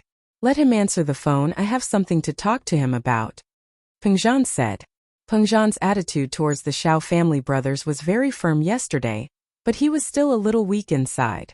After all, the Xiao family had 2 masters from the hidden house pie. This worried Pengzhan a little. After the Xiao family brothers left yesterday, there was no movement. Today, Pengzhan took a look at the company's stocks. There wasn't much movement. He didn't know what the Xiao family was going to do to him. Pengzhan was very concerned about Lin Yi's safety. As long as Lin Yi wasn't injured and hospitalized, House Chu would be safe for now. Uncle Chu, what's up? Lin Yi took the phone and asked. How are you? I heard that you were very busy yesterday, so I didn't tell you in detail. I heard from the Xiao family brothers that some hero went to Yao Yao's villa and beat you to the hospital? Pengzhan asked. Hero? Beat me to the hospital? Lin Yi paused. The Xiao family went to look for you again yesterday.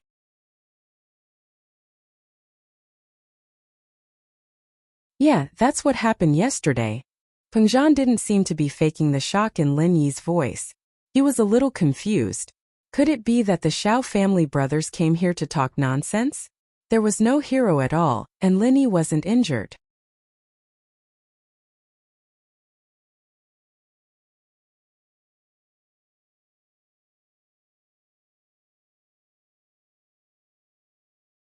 Chapter 12:26. Chapter 12:24. Xie Yufeng's visit. Oh? Xiao Ji and Xiao Bin can't sit still anymore? Lin Yi was surprised, but there really isn't a hero. Wait, the hero they're talking about isn't Erguden, is it? Erguden? Who is he? Pengzhan asked. It's a brother from my hometown. He's here to give me the medicine. What happened yesterday was actually like this. Lin Yi told Pengzhan about how Guden went to get revenge on the lion and sent the 2 masters from Xiao family to the hospital. No wonder. They brought this powerful Erguden to your place, thinking that he didn't know you and would hurt you, so they couldn't wait to cause trouble for me. Pengzhan realized. But they still have the mood to cause trouble when their own masters are injured? They really did it. Haha, they're probably afraid that the news of the pie masters being injured would spread, and they wouldn't be able to threaten you anymore. Lin Yi analyzed with a smile. That's why they're in such a rush. If that's the case, then I won't worry anymore. But that brother of yours is really strong. I heard that the 2 masters from House Pai are really strong, and they were sent to the hospital by him. If Xiao family knew that Guden master was your brother, they'd probably be scared out of their wits. Pengzhan laughed, his worries gone. With Lin Yi and Erguden there, what was there to be afraid of from Xiao family? As arrogant as Xiao family was, he'd have Erguden send them to the hospital after the pie masters were discharged. Haha, don't worry about them. If they come looking for trouble again, I'll have Erguden scare them a little and get some money from them. It's impolite not to reciprocate. Lin Yi smiled. That's true. Then I'll go call old Ding and discuss the fundraising. Yao Yao and Shu, you'll have to pay more attention to them, Pengzhan said. After ending the call with Lin Yi, Pengzhan called the headmaster of Songshan's first school, Binggong, and told him about the donation event. It just so happened that the first high school was going to hold a singing competition and invited celebrities to donate.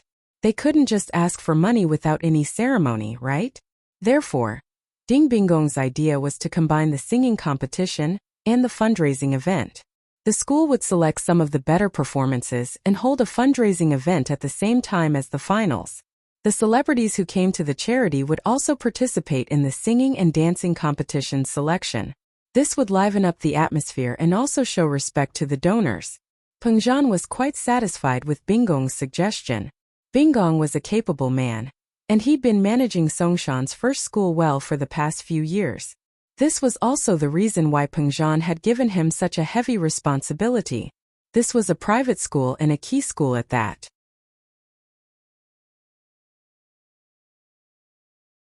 The headmaster here had a lot of power, and if his abilities weren't up to par, then the school's reputation would be overtaken by other schools. But it wasn't enough to just have ability without self-control. If there was corruption, then the school's culture would plummet. If the headmaster took the initiative to accept gifts, then wouldn't the other teachers follow suit? The school's reputation would be ruined in a few years. But Bingong wasn't just a righteous man. He was also very capable. This was also the reason why Pengzhan trusted him. After the matter was settled, Bingong gathered the vice headmaster and Dean Wang Jifeng to the meeting room to discuss the specifics of the donation event. Lingshan walked out of Director Chen's office with a serious expression on her face, her eyebrows furrowed. There weren't so many things happening when Yang Huijuan was the captain, but she'd just taken over the position not long ago, and all the cases in Songshan came one after another. The missing persons cases were getting more and more intense, but there was no pattern to the people who went missing. They were from all walks of life: butchers, drivers, grocery sellers, trash collectors, hotel attendants, mall security guards, street sweepers, and so on. Lingshan looked at the pile of files in front of her, feeling like she didn't know where to start. These people were all missing, and without exception they'd gotten into a small conflict with someone, and then ran away after injuring the person. The injured people, on the other hand, weren't seriously injured, and weren't at the level of being wanted for crimes. These types of cases were the easiest to overlook, and so the files they received were very simple. No one took it seriously, and only Lingshan noticed that something wasn't right, and reported it to Director Chen. Today, Director Chen was looking for Lingshan to discuss the possibility of combining the cases, and told her to solve them as soon as possible. Even if these cases were coincidental, she had to find the people who ran away. A lot of people ran away from their families, and they reported them to the police as well. It didn't have a huge impact on society, but it did cause panic in some people. In order to prevent the case from getting serious, Director Chen wanted Lingshan to solve it as soon as possible. Lingshan felt a headache coming on. Looking at the pile of files in front of her, she felt like she was looking for trouble. If she didn't report these thoughts back then, she wouldn't be in trouble today. But Lingshan didn't regret it. She was a righteous person, and she couldn't just ignore these strange cases of people going missing. She couldn't do that. Dang dang dang. Someone knocked on the office door. Come in. Lingshan didn't think much about it. After all, there were a lot of people looking for her during office hours. Lingshan, are you busy?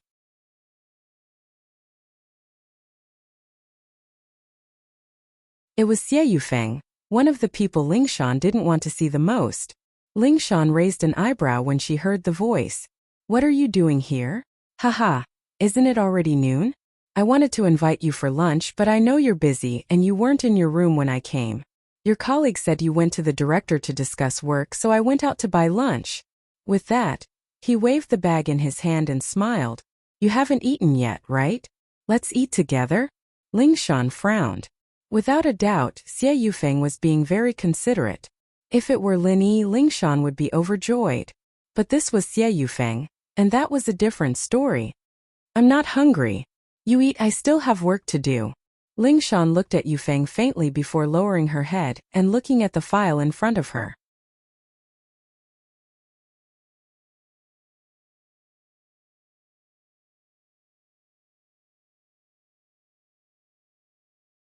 Chapter 12:27.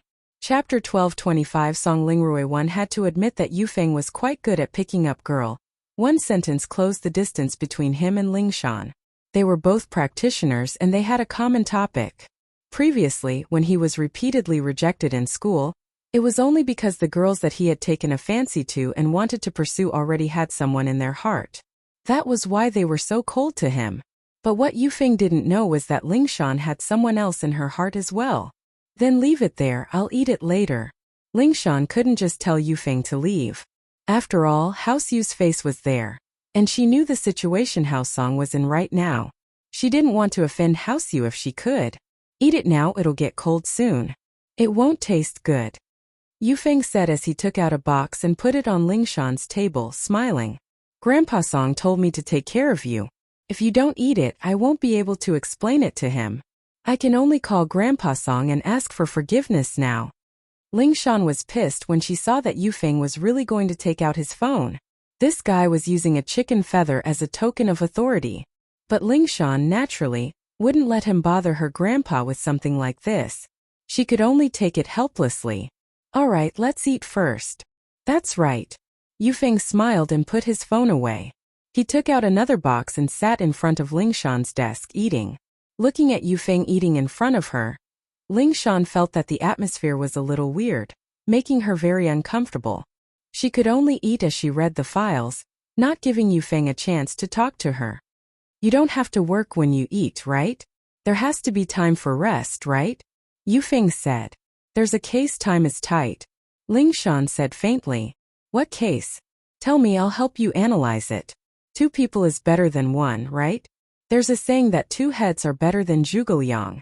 Yufeng said. Sorry, it's a secret. Lingshan, naturally, wouldn't give Yufeng the chance to talk to her. Lingshan's reply made Yufeng quite troubled, but there was nothing he could do about it. She said it was a secret after all, so he couldn't just keep asking.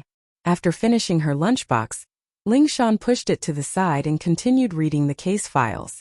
Yufeng, on the other hand, sat in front of her for a while. He didn't have anything else to do, so he got up and packed his lunchbox. All right, Lingshan, go to your stuff first. I'll come see you tomorrow. I won't be at the station tomorrow. I'm going to East Ocean City. Lingshan had wanted to go to Donghai tomorrow morning, but after hearing what Yufeng said, she changed her mind. She'd leave at noon to avoid him. Lingshan was going to Donghai to see Huaijuan, to show him the case file and ask for his opinion and analysis.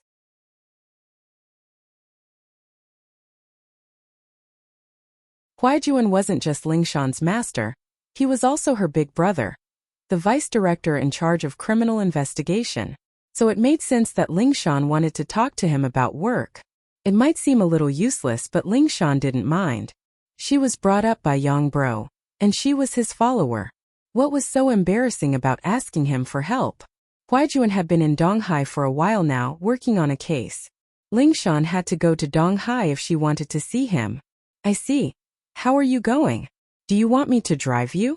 I bought a car here, a limited edition Lamborghini. Yufeng said. I have a car and I'm going to work. What's with you driving me? Lingshan was speechless. Was this guy sick in the head? Driving her out in a Lamborghini? Wouldn't people think that she was corrupt? Yufeng saw that Lingshan was adamant on rejecting him, so he could only leave. After sending him off, Lingshan shook her head. This guy was really annoying, even bringing up her grandpa's name. What would she do if he came to her office every day? Lingshan's phone rang and she pulled it out. It was an unknown number. Lingshan subconsciously thought that it was Yufeng. She didn't want to pick it up, but what if it wasn't him? There were a lot of unknown numbers that called her every day, and some of them were related to cases. Lingshan still picked it up. Hello, I'm Lingshan. Lingshan said after picking up the phone. Sis. A pleasant female voice came from the other side. Rui. Lingshan paused. Why are you here? Aren't you in training? You can't just call? It was Lingshan's sister, Lingrui. She'd been in training a few years ago, and she could only call her family during Chinese New Year. Otherwise, there was no contact at all. So when Lingrui called, Lingshan was both surprised and happy. Hehe sis, I'm almost free. This year is the 4th year of special training, and he received the Medal of Warrior from the training camp with excellent results. Song Lingrui said happily. Lingshan counted with her fingers in a flash. Lingrui had finished her training already. Time really did fly. Thinking back to that time, the little girl who'd cried her eyes out for her had actually gotten a warrior's medal. It made Lingshan very emotional. 4 years ago, in order to prevent Hao Song from falling and for Lingrui to become stronger, her grandpa decided to send his sister to the harshest mercenary training camp.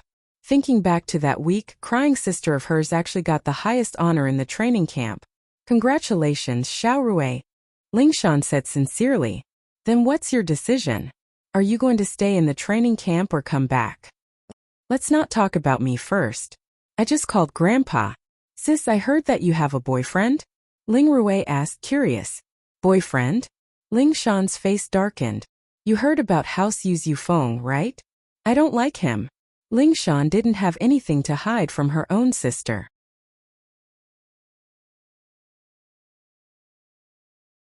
If she liked him, she liked him. If she didn't, she didn't.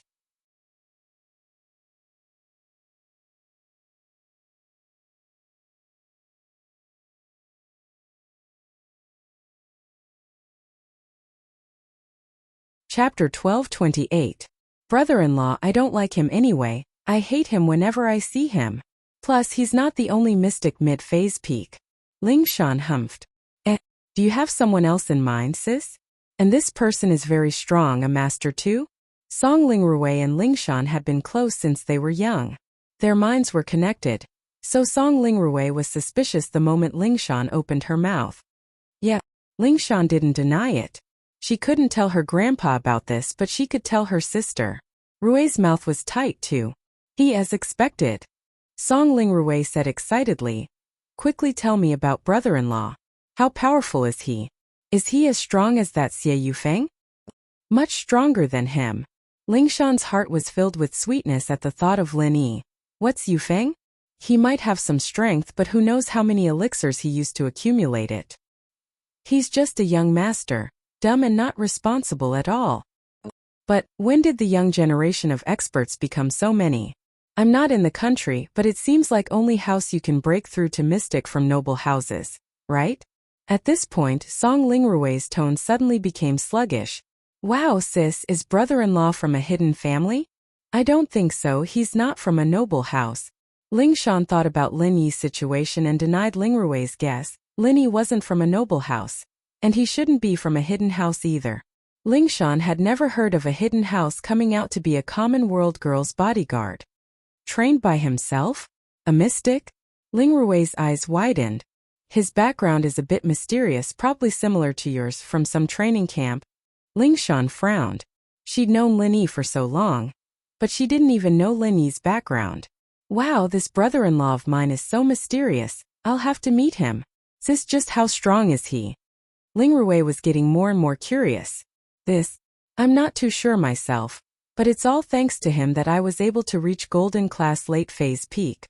Ling Shan really didn't know how strong Lin Yi was.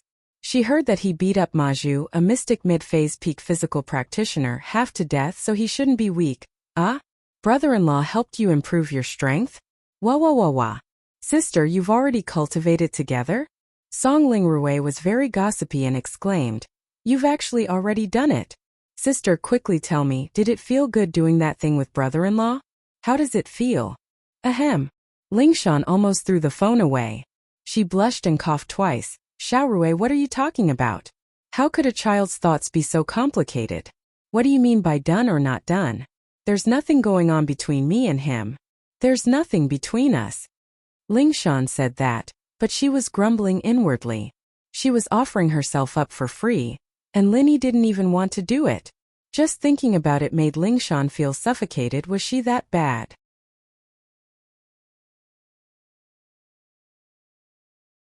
Sis, I'm already 18, okay?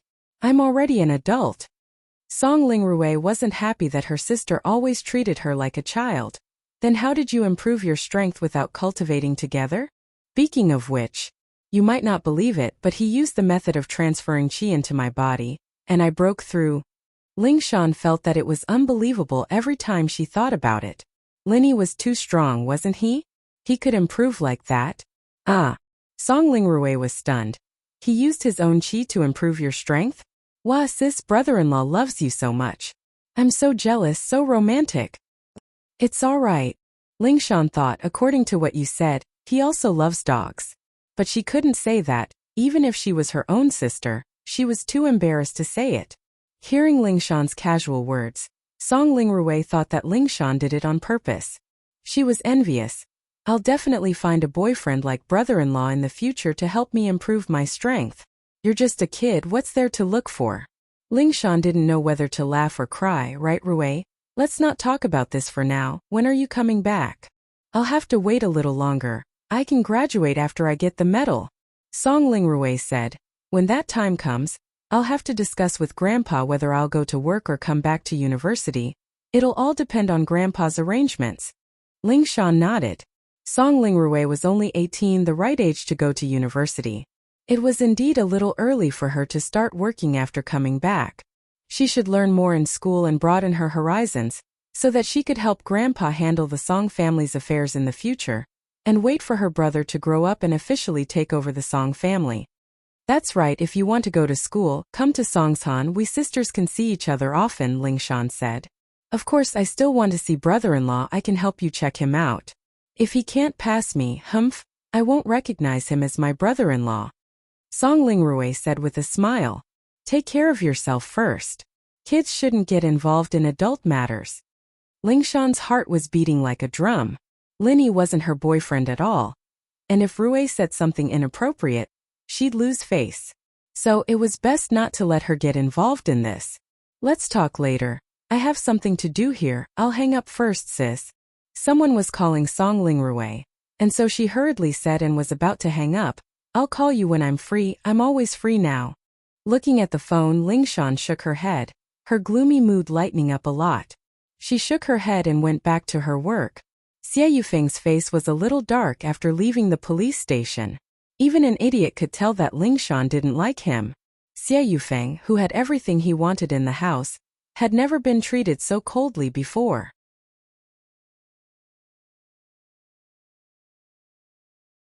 Even in other houses, the head of those noble houses would look up to him when he showed off his identity as the heir of House Yu.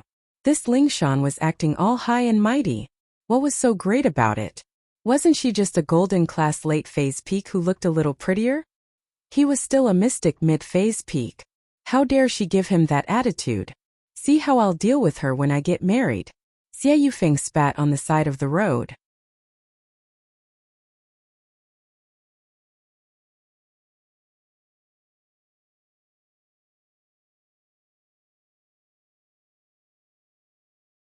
Chapter 1229.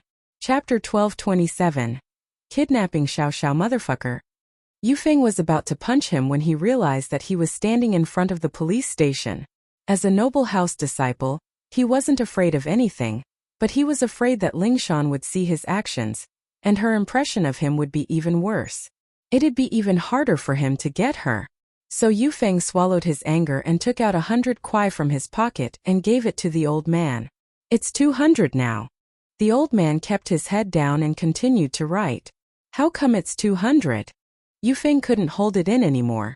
But his heart was about to explode. How dare they raise the price? You were cursing people just now, using uncivilized language in public. Fine 100. The old man said. Here. Yufeng was so pissed that he could see stars. He took out another 100 and gave it to the old man before walking to the parking lot not far away. How are you, Han? Does your head still hurt? If you don't feel well, I'll help you cancel the celebration tonight. The manager, Wang Sis, touched Shirhan's forehead and asked. It's okay, I took the painkiller, it's a little better. A smile appeared on Shirhan's pale face. Everyone in the company is waiting. How can I not go? They're celebrating for me. So what if you don't go? Your single just came out, and it instantly took the top of all the ringtone downloads, earning a lot of money for the company. Even if you don't go, what can they say? Sister Wang said disapprovingly. Moreover, your headache is not a secret in the company. The boss also knows about it. I'll go, I'll get ready now, Shirhan said and got up from the bed, preparing to wash her face and change her clothes. Man, Han, you're a superstar now, you need to put on airs sometimes, you don't need to work so hard. Wang Sis said helplessly. It's okay, this is what I like to do, of course I have to work hard. Shirhan smiled. By the way, Xiao Han, I saw news about a famous doctor on the internet. It is said that he is a genius doctor who can cure many difficult and complicated diseases. Many famous people's diseases have been cured by him. Everyone admires him very much. Sister Wang suddenly patted her forehead, remembering this important news. HM? Is this for real? Sometimes the news on the internet was inaccurate. Aren't there a lot of people on the internet saying that my private life is a mess? Shirhan smiled and didn't take it seriously. Xiaohan, this is different. Wang Sis said, this person is called Zhao Yaowang. I've asked around, he's really famous in Songshan City. He's really treated a lot of celebrities, and all of them were cured. I heard that, he's an expert from some big family. Oh? Can he really cure my illness? Su Shirhan was tempted by Wang Sis's words. Wang Sis had a lot of experience in society, and she was reliable. If she didn't have any experience in judging, she would have been cheated to death already.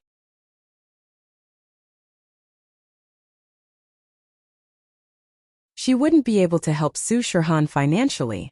Therefore, since Sister Wang said this, it meant that she had a certain degree of certainty about the authenticity of this matter. That was why she told me about it. No matter what, there's no harm in trying. Wang Sis said, I'll ask around these 2 days.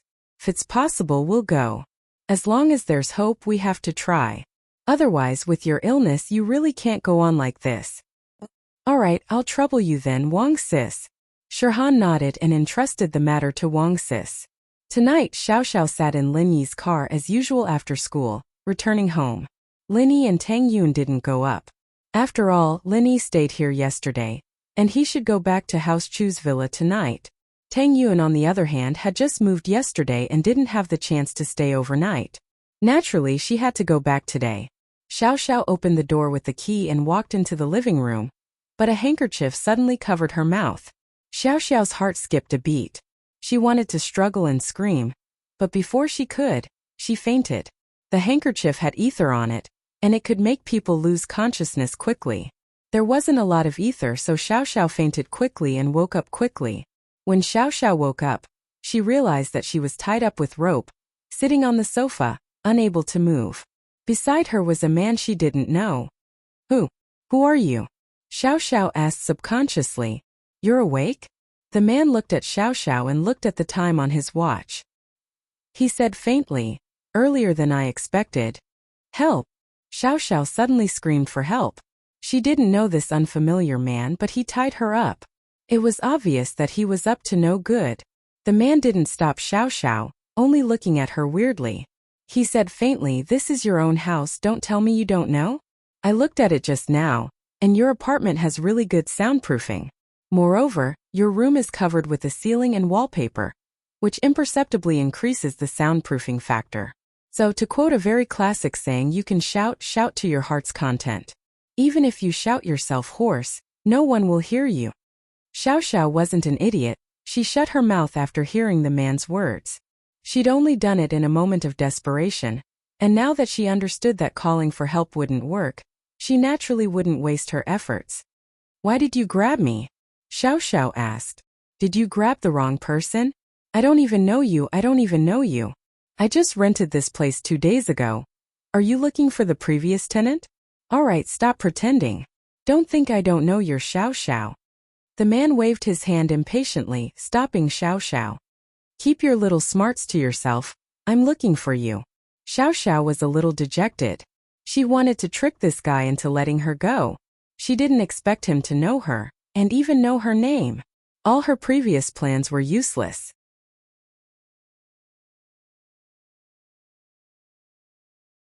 This guy clearly had a purpose, and it wasn't a random kidnapping.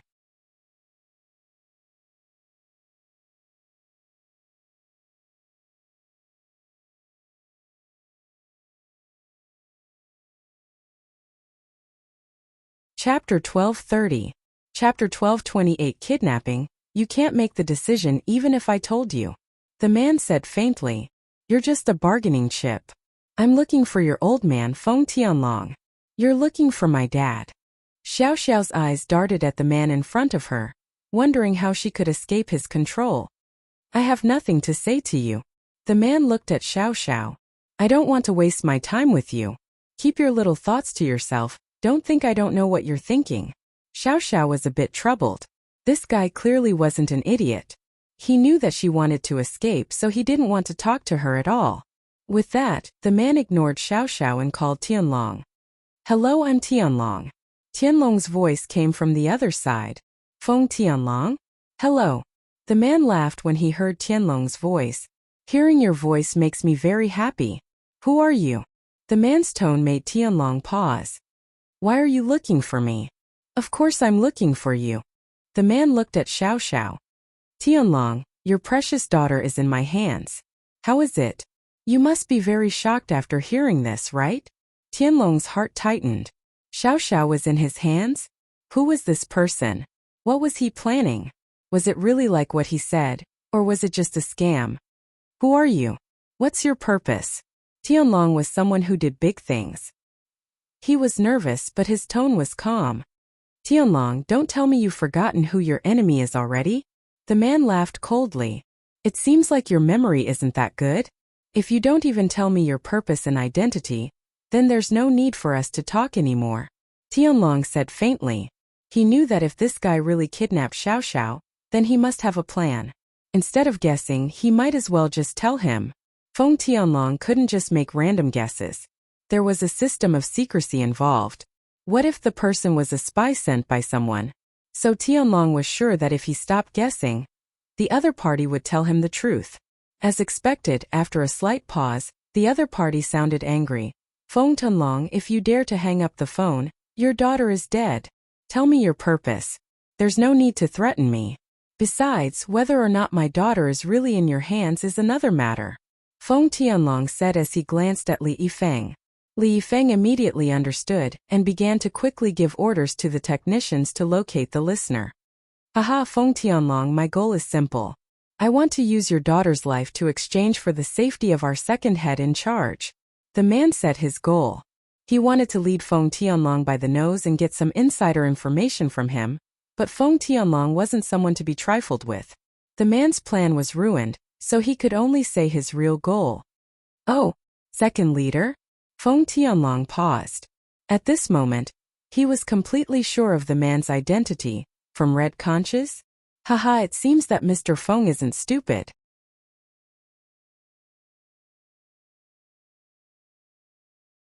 That's right, I'm from red conches. The man laughed. Since you know who I am, just one sentence. Do you agree to my conditions? You want me to release your second head in charge? Feng Tianlong frowned and asked faintly. The person this man was looking for was the baldy that Lin Yi and Xiao Xiao captured at the underground racetrack. Red Conches was an international criminal organization. Since Feng Tianlong captured their second head in charge, how could he let him go? But if the other party really had Xiao Xiao as a bargaining chip, what should he choose? Should he choose justice or family? Feng Tianlong didn't think that as a secret agent, he would have to make a choice. At this moment, his heart was unsettled for the first time. Although on the surface, he still looked calm and steady.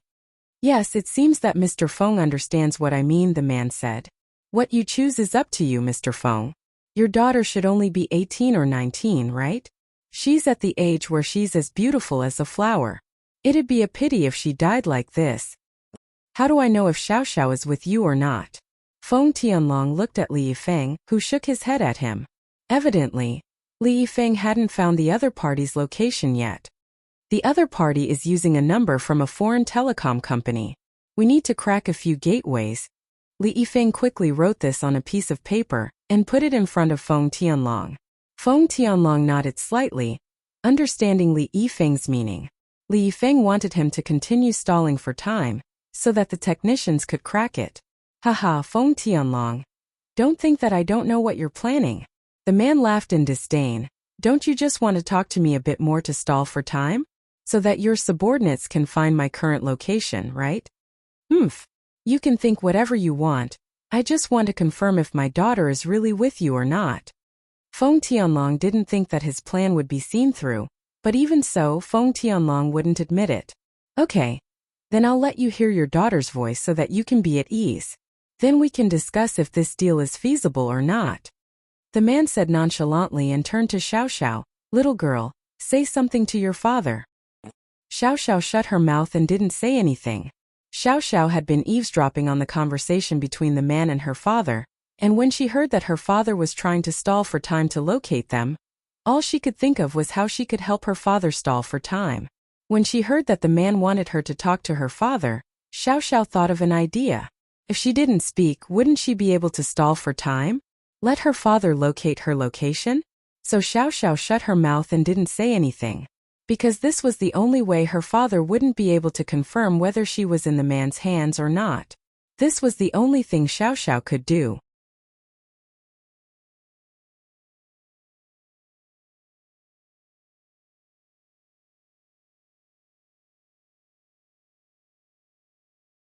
Chapter 1231. I don't have long to live, stupid girl, I told you to talk. What are you thinking? The man raged when he saw that Xiao Xiao didn't say anything. But Xiao Xiao still didn't say anything, as if she didn't hear what the man said. Little girl, do you want to die? Do you believe that I won't rip your clothes off right now? And fuck you to death? The man got even angrier when Xiao Xiao didn't say anything. Xiao Xiao gritted her teeth and didn't say anything. Say, are you putting on an act? Tianlong had half believed the man's words, thinking that Xiao Xiao was in his hands, but now he was starting to doubt it. After all, Tianlong felt that if the man really was from Red Conches and wanted to save their second head in charge, he wouldn't lie to him and say that Xiao Xiao was in their hands. There was no point in doing that. But now Tianlong didn't believe it. If Xiao Xiao was in his hands, why didn't she move at all? This girl's pretty smart, knowing to buy time for you. The man smiled instead of getting angry. But it's fine, I'll buy time. Tianlong, believe it or not, it's up to you. But do you know why I'm still talking to you when I know you're locating me? Do you know why? Tianlong smiled coldly. He didn't like the feeling of being led around by the nose, so he didn't say anything. He didn't say that he didn't want to know, and he didn't say that he didn't want to know. If the man wanted to say it, then he'd say it. If he didn't want to say it, then there was no point in asking. Haha, I can tell you why even if you don't ask. The man smiled. Because I'm not afraid of you locating me at all. I can tell you my identity very clearly. I'm a death warrior trained by Red Conches. You know what that means, right? You don't need me to explain it to you, do you? But I think our Dragon Edge Special Agent Captain definitely knows what a death warrior is. Feng Tianlong's face changed when he heard the man's words. Of course he knew what a death soldier was. It was normal for an international criminal organization like Red Conches to have trained death soldiers. Such a terrorist organization would often carry out deadly missions and assassinations. That was when they needed death soldiers. Death warriors, as the name suggested, referred to warriors who dared to die. The training these people received throughout their lives was all for the sake of preparing for the final moment. Many of these people had already been deceived and were willing to die for the organization. They did not care about their lives at all. These kinds of people were the most difficult to deal with. Even if they were captured, they would not be able to get any useful clues out of them. No matter how you tortured them, or how you promised them wealth and glory, these people did not care at all. As long as they had the chance, they would commit suicide. What are you trying to say? Tianlong's heart tightened. Today's matter wouldn't end well.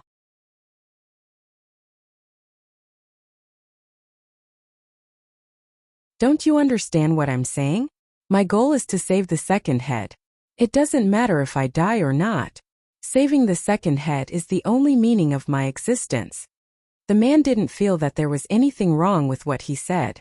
Instead, he said it as a matter of fact. I've already hidden explosives and detonators in my room. You can come and capture me or kill me.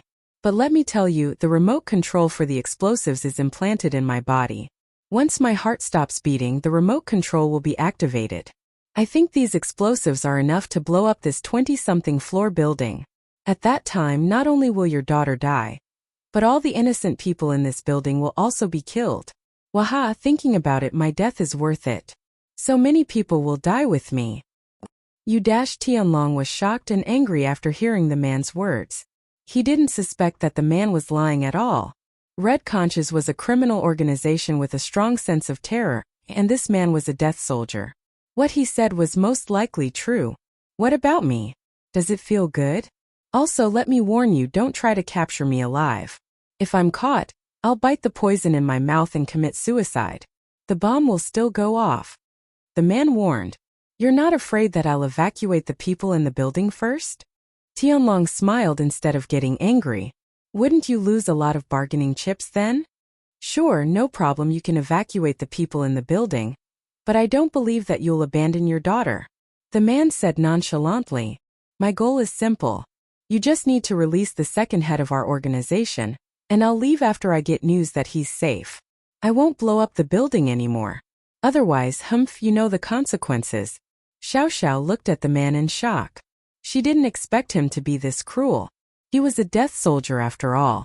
He didn't care about life and death, and he was willing to pay with his life to achieve his goal. Xiao Xiao was worried that the innocent people in the building would be dragged into this, but after hearing the conversation between her father and the man, she gritted her teeth and made up her mind. Xiao Xiao knew very well that once her father made the decision to release the second head of the Red Conches, her father's career would be ruined. He'd even be punished. Although Tianlong was the one who caught him, he couldn't just let him go like that. Xiao Xiao didn't want her father to make a mistake because of this. Her father had been a righteous man all his life, and he'd given up a lot for his career. How could she let him lose his career because of her? She didn't have many days left to live anyway. Her illness had flared up twice, and each time was more serious than the last. Linny had used up a lot of qi and blood to save her. If this went on, it'd only be a burden to him. She was going to die sooner or later, so she might as well make her death meaningful.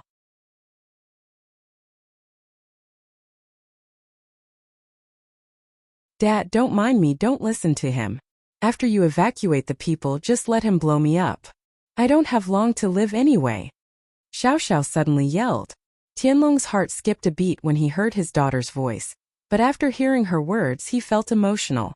Tears almost came out of his eyes. His daughter was willing to make such a sacrifice for him. You're tuning in to the Li Mei's Sword of Destiny YouTube channel. We're so grateful for your support, and don't forget to subscribe to join us on this incredible journey through captivating stories.